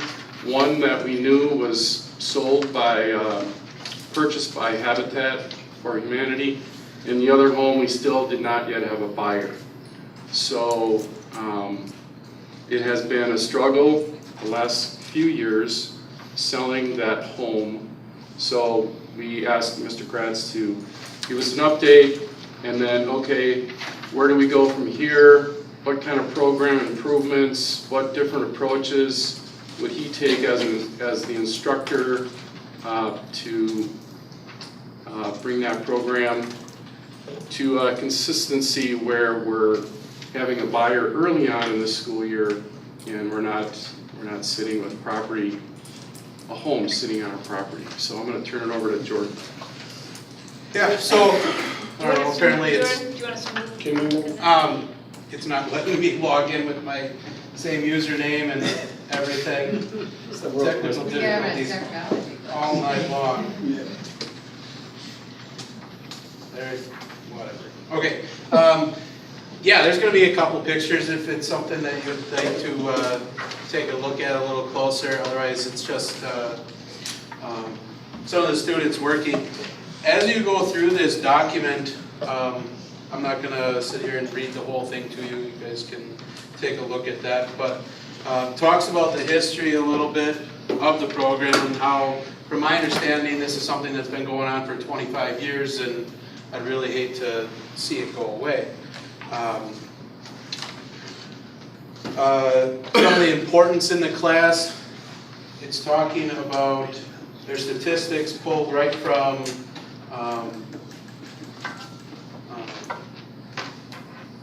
workforce development and other things online. I'm sorry.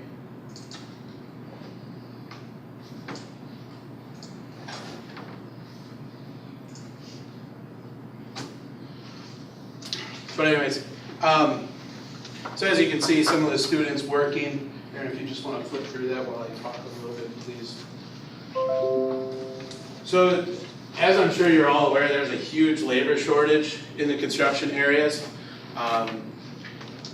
As we go through some of these pictures at the end, you're going to see how the students have taken on some of these challenges and what they're going to do in the future. 5 of the 8 this year are actually pursuing construction degrees. 3 of the 8 are pursuing construction degrees, and 2 are working, just doing apprenticeship programs and things like that. But you see different statistics on the paper about the age of different laborers in the area, how it's a huge demand. And it's not just Lang Lake County, it is the entire state, is the entire country.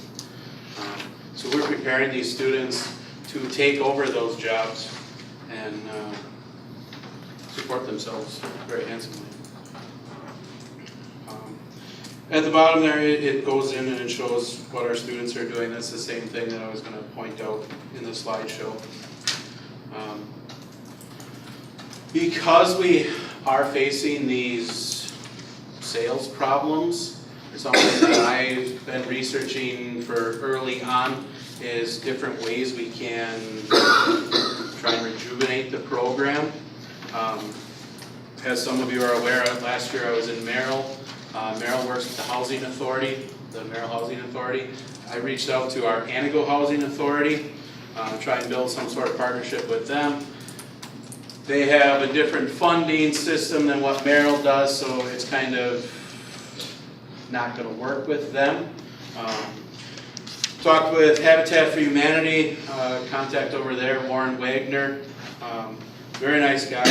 He sounds like he's interested, but at the same time, it doesn't sound like there is something for our students to work on come fall. But otherwise, that is a different venue we could pursue. In the past, I know Anago High School, they built a modular style home in halves, something that was a little bit smaller, easier to transport. Right now, our current house, and from my understanding, the last probably 7 to 10 years, it's been 28 feet by 48 feet, roughly 1,300 square feet. That's something quite large to move down the road. Maybe we go back to building in halves. Something with that, we'd have to get state approved plans.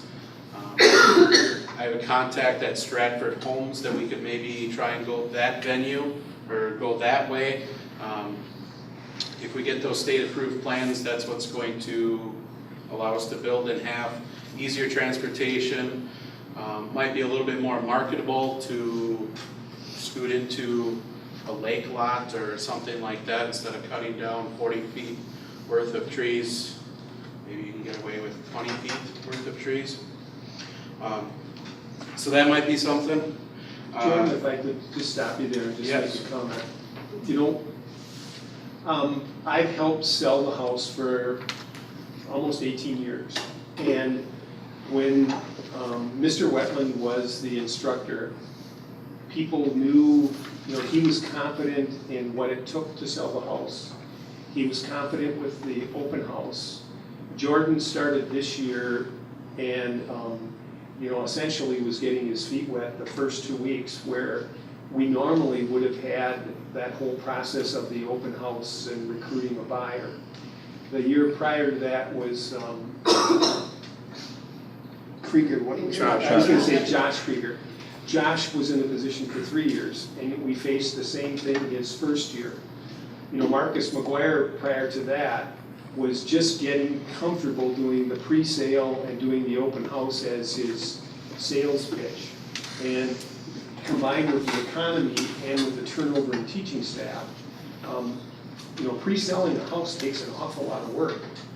But the benefits are, you know we're covered with liability, we have a owner that is communicating with teachers, and it's a real life experience for students. You know, part of it has been, the struggle has been the turnover in the staff.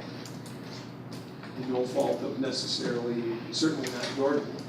One of the things I would add, I mean, we had talked about not doing it unless it was pre-sold and there was a certain number of students. Jordan's gone out and had a number of kids sign up for the class, and I think his point in teaching some of the other classes, he has a foundation to build on in terms of student interest and recruiting them into the class and making it, you know, having it be a good fit, not just recruiting them for the sake of recruiting them.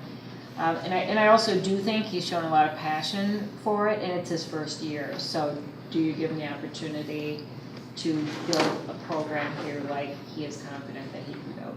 Do you suggest we do it? I would suggest you do it and review it every year, you know? See where you are in November again. You know, you have to do it by mid-year so they can get the high school course handbook out. But you'll know, I mean, bring Jordan back and the kids back and take a look at where they are with the sale of that house and where they are with enrollment and interest and those kinds of things and review it. You sure you don't want to build desks? Yes. Not a lot of plumbing in those. Another thing that held us back this year was we didn't have set deadlines for a lot of our orders. So like as we had a potential buyer come on, it was, we have to shut down for 2, sometimes even 3 weeks. And then at that point, they were no longer interested. We went back to what we were doing already behind, and then again, something else happens. Or like our cabinets, they changed the deadline for ordering them. So we went from a 2-week wait to 4 weeks, and then that put us at the end of the school year. Right. So it was little things that added up all year that really came to get us in the end. Right. And that's one of the things that Chris is talking about at the very last page in your packet there, is a construction timeline as far as getting people on board, whether they sign on the dotted line or not, one way or another, by those days, us as a class would be making those decisions. It's just, we gotta put something cut and dry, because I know working with Tim, they said, well, just hold off on that, like what Chris was saying, and well, that put us further and further behind. But otherwise, above that construction timeline, you'll see an implementation timeline as far as how we can start advertising a little bit more. Some things that need to happen first is we need to figure out a design. So I guess what I'm questioning is there any input from the board as far as what we should be doing, any ideas on how we can rejuvenate this? I got a lot of things out there, some of which I know are going to cost about the same, some are going to be substantially less if we go that kind of cabin-like building. I know money is a definite thing. So one of the other things, while I'm talking money, is I want this eventually to be a self-sustaining program. So if we can make a profit, I want that profit to go into a tech ed or into a construction club, construction class savings account, take that profit for many different years, and all of a sudden we're paying for the house every single year. That money that comes back goes back, and pretty soon the school district has no money to do with it, other than holding a savings account. I like your concept about a smaller house with a cabin field, but considering we live up north. Exactly. I would think you'd probably stand a pretty good chance of working with real estate agents through the Northwoods, especially in this area. How much That type of thing. a house like that would cost? Right now, our 1,300 square foot house is roughly $50,000. If we go with something about half the size of that, say maybe 30. I was pricing out some log siding, and I didn't contact anybody local. I'm sure we could get better prices, but it was looking at like $7 a square foot to give us our up north cabin-like feel. But that's to the tune of 7 times the cost of vinyl siding as well. So nobody's making a vinyl log look siding? Actually, they do, but it's insulated as well. But it's, yeah, I don't know. That's a different story. So essentially, that's kind of a tiny home. Essentially, yes, without the tiny home label and being on an axle.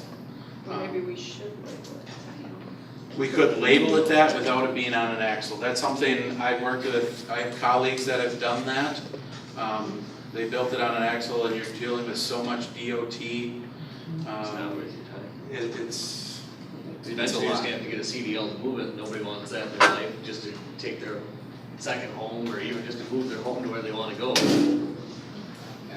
I think you have some other options in terms of size and the modular, trying to decrease the moving cost, which some of our people have said by the time you buy the lot, Exactly. do the basement, do the moving and the cost of the house, is it really as cheap of a deal as you thought you were gonna get? So you have some thoughts on giving people some options, Yes. being able to reduce the cost a little bit, and then maybe you attract a wider audience as they take a look at it. So I think those are all, I think Jordan's shown a lot of good initiative. I think he takes very seriously that it is a hardship to the district when it doesn't sell, and has interest in taking on that responsibility. He's asking for that responsibility. Right. What would be the odds of, if you had a committed buyer at the time to build a local home on site? I think that's another major selling point. You're taking the cost of transporting it right out of there. Somebody signed the dotted line for, say, $65,000, they want this, they have all the materials paid for and covered. What if it's a 5-10 minute drive from school? What would be the red tape in that for a school district? Other schools do it. Other schools do it. Exactly. Build them on the site. We have the job trailer already, we've used that as storage. It's as simple as hooking a pickup onto it and having a slip sign that says you could ride with so-and-so to there, or however it would work out. It's like going to your job. I mean, the Yeah. kids that leave us and go to their job, it's the same kind of thing. As long as it wasn't 7th and 8th hour, I think that'd be another thing you have to look into, because many of the kids that do this, they have co-op, they go to their actual day jobs, they work, they're however many hours after school, so it has to be a middle of the day, because in the morning you have your due and everything else that prohibits you from doing your shingling, sheeting the roof and other projects. How does workers' comp work? Somebody gets hurt, is that district, or is that? It's not really workers' comp because you're not an employee, but it would go under our, if it was, you know, a liability on our end. So if we know there's a hole in the floor, we don't put a board or signage over it and a kid falls through, you know, we'd have liability. I mean, there is liability in doing that for sure. And we do take all of our safety precautions. Every time we went on the roof, we had our harnesses on. We had 3 anchors along there that kept you secured on for that aspect of it. Your floor, there's not a whole lot you can do, but you're low enough to the ground where if you did slip, you'd be completely fine. And on a foundation, I'm sure there's other safety precautions. Like, we didn't get to touch on that because we were building on site, but that's one more thing you get to learn.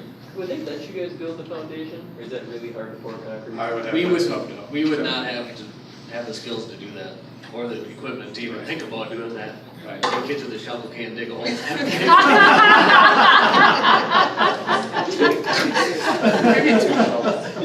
Nicely put. So supposing Very you guys brave. go through this timeline that you have, and if you don't get bids, then what are you gonna do? Then Are you he's still gonna gonna keep start selling the it all year. That's a great question. I mean, if I have everybody's blessing to continue on and just start doing something. I mean, the students are signed up for class. Well, even if you can't sell it, if you get a whole bunch of kids signed up, then it's easier to pay for it. Well, Do you want a building like that on your property, maybe just? I already got a lot of houses we don't want. Yeah, you could just have one on the farm and. Be sure your guest house. Yeah. So he's looking for your blessing to continue at least one more year to be reviewed Yeah. again.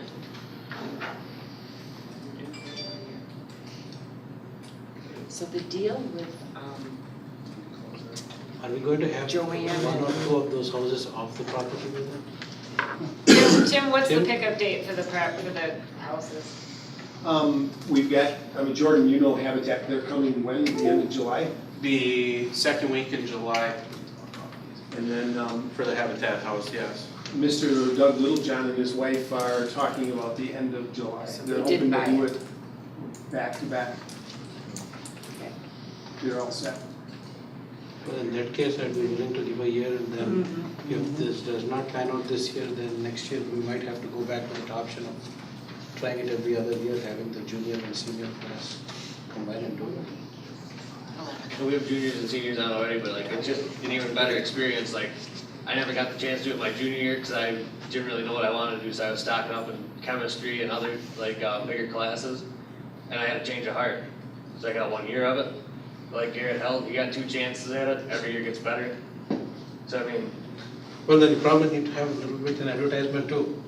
Got social media? I tell Start everybody about it, I advertising. mean, it's a great thing, but as you look at the logistics of it, it's almost cheaper to have, by the time you pay for that transport, you can almost have half your labor paid for somebody actually building the house. So that's why an on-site would be amazing. It'd actually save the people of this town money, and I mean, it's just better in the end, more I think for it. Yes, I think you have to look at, you wanna be able to sell it, what it costs to put into it, because even when we did the Habitat, the district ate about 15,000, so, I mean, it's an expensive program to No, run, it's a I'm- good program. But the But I question agree is, with you. are you going to advertise that site saying that, we are willing to come to your site and build, and then where does it go from your 10 minutes drive to, say somebody You'd says, have I to wanted put- Bryant or Kohler and I wanted to do Yeah, it it. has to be reasonable so they Right. can get there and back and not miss their other classes. Because they have to be enrolled in a certain number of Right. classes to be considered a full-time student, so they can't be on the road commuting there and back all the time. I mean, in the marketing, I would like to see it, really if we're gonna do cabins in the north, and, we need to advertise to Milwaukee, Chicago area. People that own land up here, that they got money, they won't care about that. So go beyond our local market for the advertising. Right. Even our Facebook page too, did we get that on there much? Our district I Facebook don't page know if trying to sell did we them have it on there? Yep. I believe so, yeah. Okay. Maybe we go to Twitter and Dustin? Slack. Thank you. Nice Thanks, job. guys. Thank you very much, guys.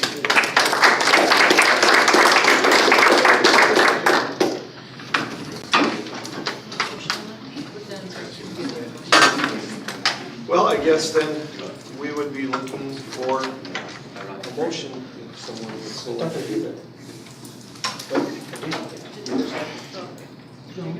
Very good. We have a motion from Dr. Dean. Would you like the second? He did, all right. Fine. You guys are all jumping.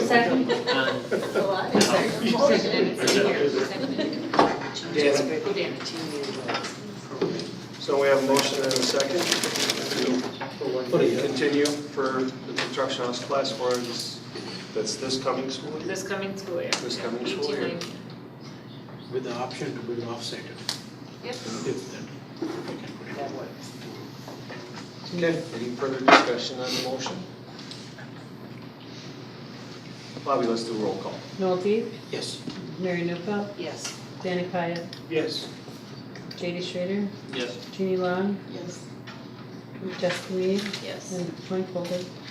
Yes. So. Yep.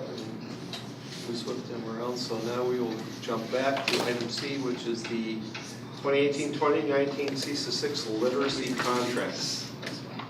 So this is just a continuation of the work that was started last year. This will be again, last year they were really learning, not expected to implement. This year they will be learning and implementing. So there's a pairing both of instruction continuing with Nicole, and then there's also the external coaching piece that will come into play. I do think, you know, everything you read talks about if you're gonna make change, you have to provide that support. And I think we provided an excellent literacy support this year. I think Kelly's put together an excellent multi-year plan to support the teachers. So we're not giving them books, and we're not saying, here, go do. They are gonna be supported every step of the way with that. And I know that it's hard to go through this change, but I'm very confident that you're gonna see dividends being paid with this. We are looking for a motion to approve and continue that contract, correct? Correct. I move that we continue the contract with CESA 6 for the literacy program. I'll second. Okay, motion from Jessica, second from JD to continue the CESA 6 Literacy Thank you. Center proposal. Any further discussion on that? Hearing now, Bobby, roll call once again. Mary Newfeld, Yes. Danny Pyatt, Yes. Katie Schrader, Yes. Jeannie Long, Yes. Jessica Mead, Yes. Noel Deep, Yes. and Mike Boldig. Yes. Okay, very good, thank you everyone. Item E, we'll go to get back in order here, the 18-19. Oh, we have to jump Gotta go to into D. B. Or we should revise policies. Okay. Glad you guys are keeping me under control here. Item B, sorry about that, folks. The district revised policies, reading 1. So again, if you go up to the word policies and then you click on the draft policies, then you go over to the left and click on policy manual first draft clean, that's where you're looking. So remember, we had about 20 hours, did we, with Tim from Neola? And I don't think we needed all of that. Policies in this section. Bobby and I were a pretty good, no, you're good. Bobby and I were a pretty good team, and so I would work on that a lot before Tim came. And then Bobby would actually enter a lot of that. So when he was here, we really could go through any questions that we had. If there were new policies that I wasn't familiar working with, and we could ask, you know, what's the recommendation, what do the lawyers say, what are other districts doing? We were having another technical difficulty, I think. People aren't in. It's not pulling out for whatever reason. Yours is up though. I'm working just fine here, thank you. She's in. You're in. Are you guys in? Are you in, Tim, or You no? have- That's okay. Oh, that could be one. You wanna show them? Only the board members. Oh, have access to it so far? Okay, so what I did when we were going through it, I printed out paper copies of everything.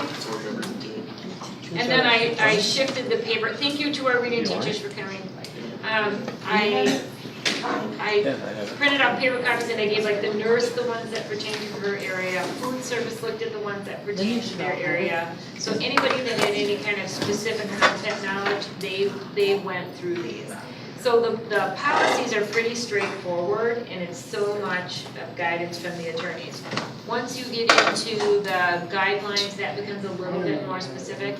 Now, there are some policies that would be like graduation requirements. And we went in and got the exact wording that is, because you can't mess that up and you can't change that mid-course for kids who are in high school. So we made sure we went and grabbed that language out of your old policy and put it right into your new policy. Some of the policies we didn't take, there's things like sick leave and things for the teachers. We didn't take those because that's all covered in your handbook. So, you know, there were some that we just said, and Mary came and sat with us for a day, and sat with us while we did you, Danny, come for one of those days? Yes. Yeah. So they were there when we go through it. It goes pretty quick because they give you this, you saw it, they give you that template and you're just putting in anything specific. So anytime there was anything Anago specific, another one is like on the guidelines, and you don't have to approve guidelines, but related to like building usage, we have a fee schedule and we have rules for that, so I made sure I went and got that, incorporated that into the new. Is that like somebody renting it? What's that? Is that like somebody renting a building? Yeah, so and it spells out like who gets to use it for free and who has to pay a fee and all of the responsibilities. You can't have alcohol, you can't be gambling, all of those kinds of things. You will have a custodian on duty and you will have to pay for it, blah, blah. All of that we already had really clearly established, so I just went and got that language and put it into here. So Bobby would just open that up, copy paste the whole thing and put it in. So like the lunch policy, are we pretty much That's all the exactly same? what you had before. That's what I forgot. Yep, any of those things that were, like I said, if they were Anago specific things, they went in there exactly like you had already approved. Did you have that, the lunch program must have worked better if we were even having comment on your budget.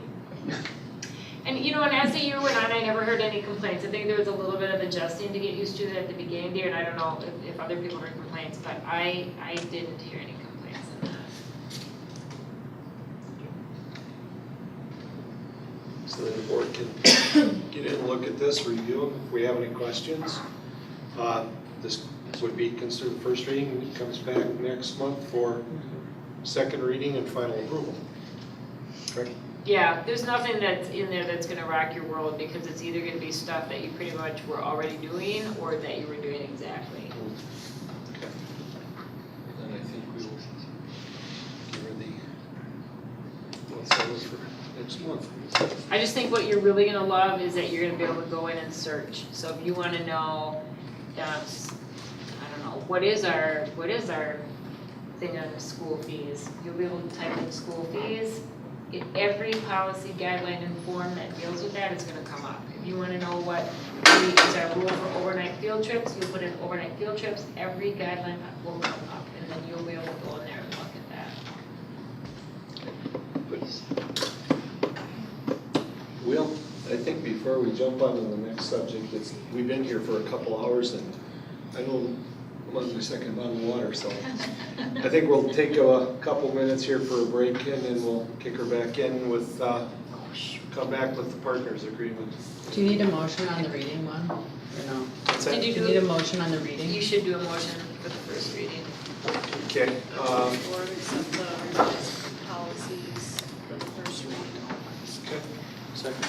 We have a motion from Ms. Reed, second from Danny that the first reading is acceptable. Thank you. Okay, questions? I feel like it's gonna be a lot of reading. Yep. How many pages do you think that is? It's a lot. Like 1,000 or like 500? I Yes. But Bobby's gonna read it into a tape for him. I don't think so. Have you ever seen Kidding. a binder?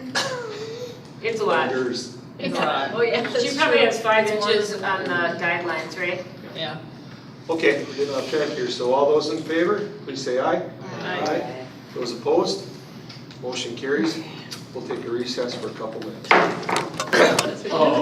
Alrighty. Getting back on the grand scheme of things here, item E, correct? Yes. Thank you. 18-19 partners agreement with NTC. This is just your annual approval. Yep, let's start with motion, please. Move the board approve the partners agreement with NEC for the 2018-2019 school year at a cost of $78,494. I'll second. Okay, Ms. Mead and second from Jeannie. Discussion. You've all had an opportunity, I think, to look at the proposal, and it's just a continuation of what we're already doing. And just for a little background, the state actually sets the rate through legislative action. And Tyler Bovary, who's the instructor, we pay his salary and benefits. They subtract that cost from the agreement, and then they're paying for a classroom aid and then the general supply budget for the classroom. Thank you, Tim, for filling in the blanks. Any questions? Did we talk about this, like increasing the students or increasing, I have vague memories, but it was so long ago. Was that like a year ago that we, did you tell us something about this, Colleen, or was that Brian? It must have been Brian, I haven't brought this up. Do kids choose to go into this program, or is it suggested they go into this program, or how does this program work?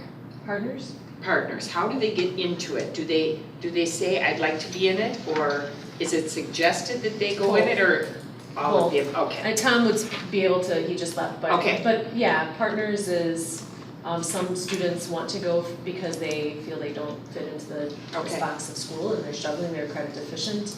And then others, it's like, hey, you might wanna look at partners because you're credit deficient, so. Some of the more at-risk type kids. Yeah, yeah. He had presented to us last year, it was pretty interesting.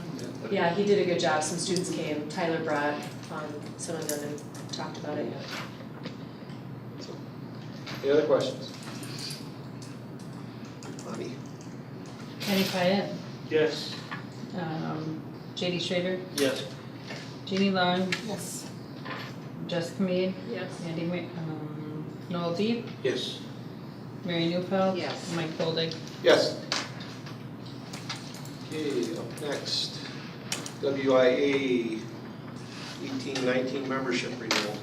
Again, this is an annual renewal, and you will note in the box on the form that the Board of Control suspended dues and fees, and it became permanent action, so there's no dues and fees for it, but you still have to approve which sports you're joining for and approve the membership. So if we didn't approve this, we couldn't play sport? Here, can make a motion.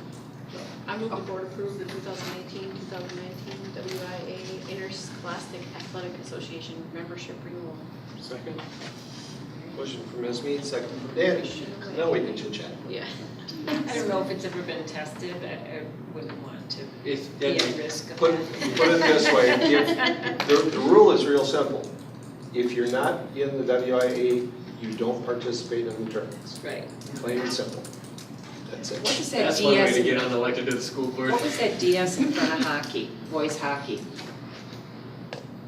And then there's a check instead of a box circled in. I don't know what is noted for that. Well, Michael, you signed it. It's Did just you? check. No, DS, probably must be the coach or somebody. Yeah. Probably that's it. Otherwise, it wasn't checked previously and whoever checked it signed it. They put their initials to it. I would imagine DS could potentially be Don Schrader. No, I'm wrong. Where are you? Is that a district share, because we share with Oh. White Lake and Alco? Well, Or- I think That what is, it and we do it We by have a like. co-op team. Yeah. Yeah, that's probably right. Just a cost. There is no cost. Oh, you just signed it? Right. Yeah. They suspended fees in 2017. All in favor? Hmm? All in favor? Yeah. Right. It's free. No, that's my job.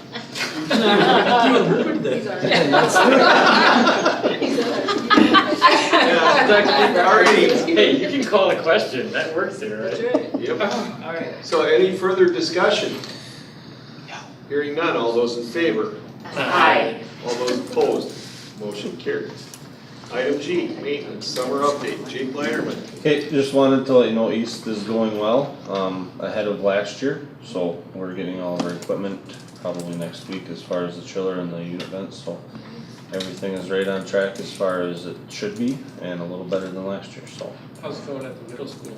Middle school, we have, third floor rooms are abated with an asbestos tile currently, and they're gonna be putting those back together. 2 rooms needed to be some wall removal, but nothing too major. Most of it's just, I guess I'd say more of a abatement and a facelift, to make it a little more conducive to a learning environment versus, the states that they're currently in. On the first floor, there's, we're combining 2 rooms into 1 room. That'll be where the current music and choir room is right now. Or, I'm sorry, the music and, have pianos, band, kind of in that room. It's not the band room because that's over in another area, but, those will be constructed into 3 rooms, and that's moving along a little slower than the 3rd floor, that's higher priority, but that's going well. The move of the 8th grade teachers to the high school has been completed about a week ago for the most part, so that's a week ahead of schedule. The high school here the staff got all the rooms done probably a week ahead of time as well, and the middle school staff was staying with that week ahead of their schedule as well to have the belongings moved over, so I'm sure there will be minor things as we go.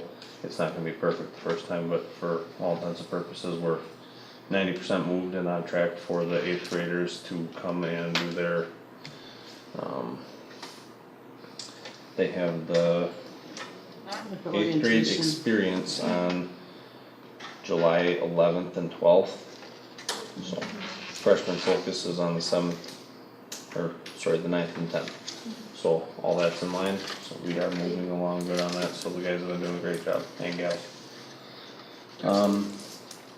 One thing that I do, I'm working on getting the spec out and for pricing for the middle school lawn on the south side. I wish I had that out already, but I don't, but I have a lot of good preliminary planning done on that, so that should be going out shortly to try and complete that retaining wall along the corner of 8th and Claremont and get that filled in yet this fall. So that'll be out of obviously next year's budget. One thing that we have talked about a little bit in the past, and it's getting more pressing, is the utility dump truck that we use for the groundskeeper. It's left them stranded many times, and it's getting expensive chasing the problem. We're not being very successful in finding out why it's shutting off and not starting, but it left us stranded at Neboken, and so now we just drive up there and leave it run while we mow, because then it doesn't shut off and not restart. So How old the truck is it, Jim? 2000? 2000, right? Yeah. Yeah. So it's 18 years old. It has been a great truck, but it's used up. It's good years, yeah. We're on the downhill slide, so. Is that the one that's like an old, I mean, not, well, it is old now, but from the Park and Rec? The green one with the. No, that one's gone. Oh, that one already died, okay. Yep, Tim was able to find a nice used one. This started out its career as a garbage truck for the Menominee Casino. So it's got a slight aroma even today. So, well, I'm gonna be bringing you a couple options to consider, at the next month's board meeting, so. Normally we wait until towards the end of the budget to make sure I'm out of the weeds, but. This may be This more might be than one I gotta the pull the trigger on, really. When is the official end of the budget year? Is that June this month? 30th. June 30th. Any other questions? Well, sounds like you've had a busy summer, and just the fact that you're ahead of schedule in some of the areas is kudos to you and the staff, because that's a lot of hard work. Mostly the staff. Is it next year, is it gonna be really hard to get the building ready for K3 when we're doing the HVAC at the same time, or is there not that much change that has to be made? Yes and no. The benefit is this will be our 3rd building with the HVAC. That's another topic that I kinda wanna talk about a little more in depth at a committee meeting. Not necessarily tonight, but there's a number of things that we have in place to streamline that and get that done a lot more efficiently and quicker than last time. Tim kind of alluded that with the budget.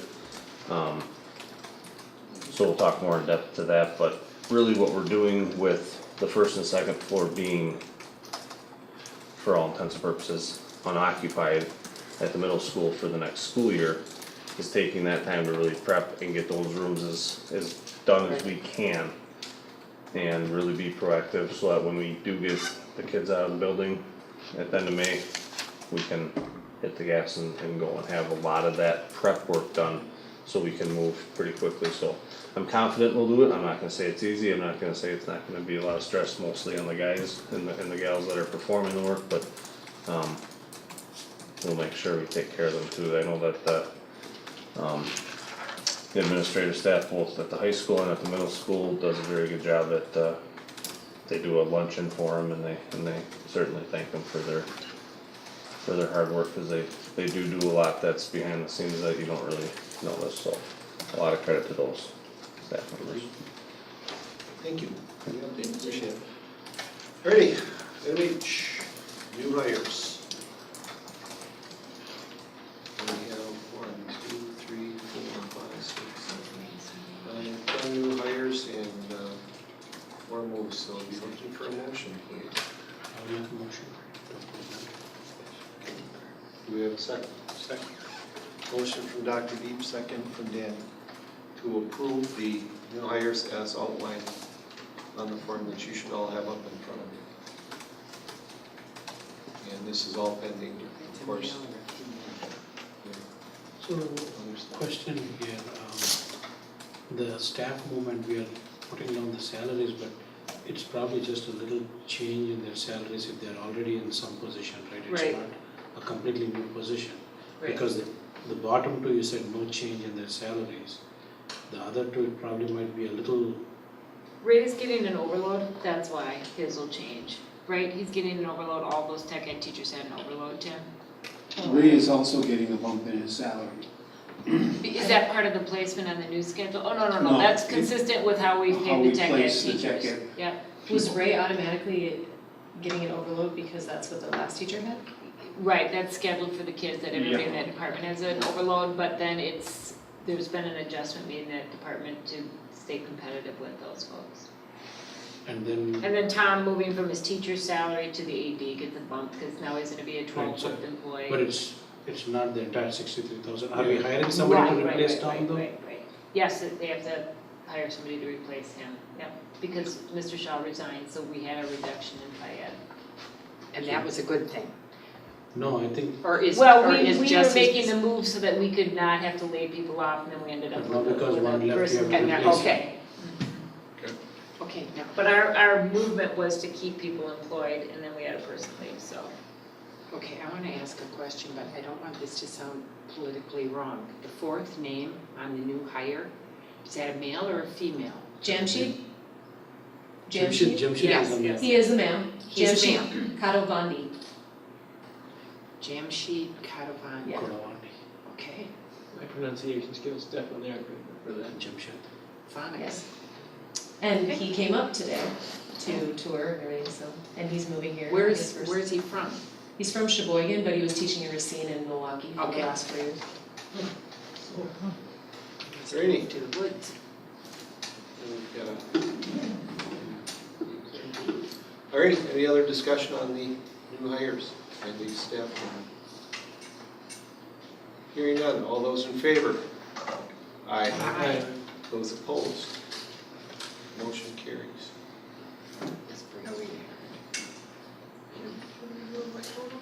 You want to do voice vote on it? We can.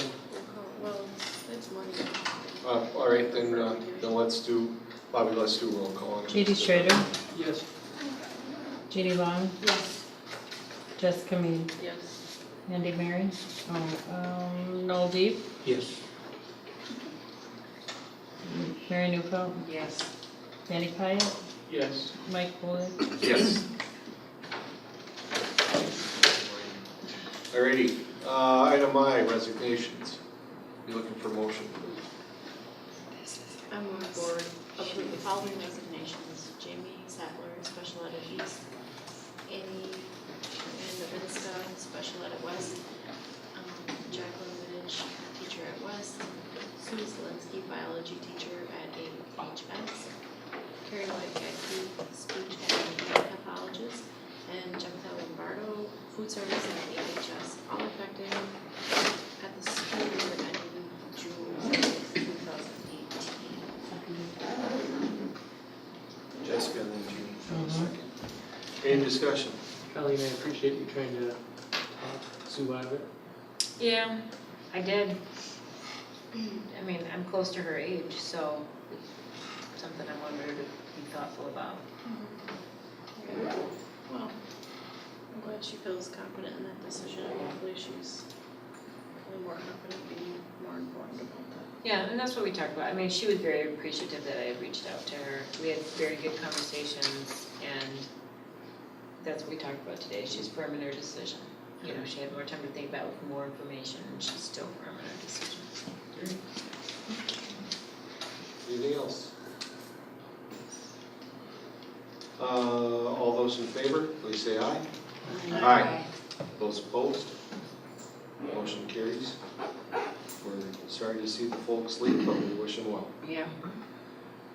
Item J, donations. I'll make a motion to accept as presented. Second. Got it, alrighty, and we have a bunch for a grand total of $57,844, so. Wonderful. Now, the only comment I have is, we received these donations in the business office, and I remember when Josh Zaluski was giving us a tour of the metal shop earlier this spring. And I put an in-kind value of the equipment from Waukesha Bearing of $25,000. I have no idea whether that's accurate. That was a comment that Josh made. We reached out to Mike Parizek and asked him, and Mike certainly thought the value of the equipment new was far in excess of $125,000. So I don't know if that's a good number, but it seemed like it was appropriate. Yeah, very fair. Very fair indeed. Very generous community. Absolutely. Any other discussion on the donations? All those in favor of accepting them, please say aye. Aye. All those opposed? We thank each and every one of them and appreciate all the hard work that they do for this community and the district, so thanks to everyone. Jake, before you shut that, I just want to say, Colleen, thank you for your hard work. I'm sad you're leaving. Thank you. Good luck in your next adventure. Thank you very much. Can you tell us what? Not yet. Okay. Not yet. But thank you very much. It's been a pleasure to be among you and lead your school, so thank you for the opportunity. And with that, we'd be looking for consideration of a motion to adjourn into closed session pursuant to Wisconsin statute 19.85 per MC, considering employment or performance evaluation data of any public employee over which the governmental body has jurisdiction or exercises responsibility, specifically regarding all employment, compensation, and administrative contracts. Second by Mr. Pye. Bobby, roll call, please.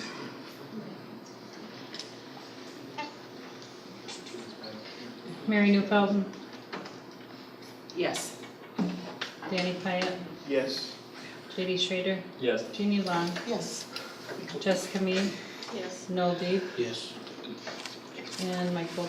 Yes. We are officially enclosed.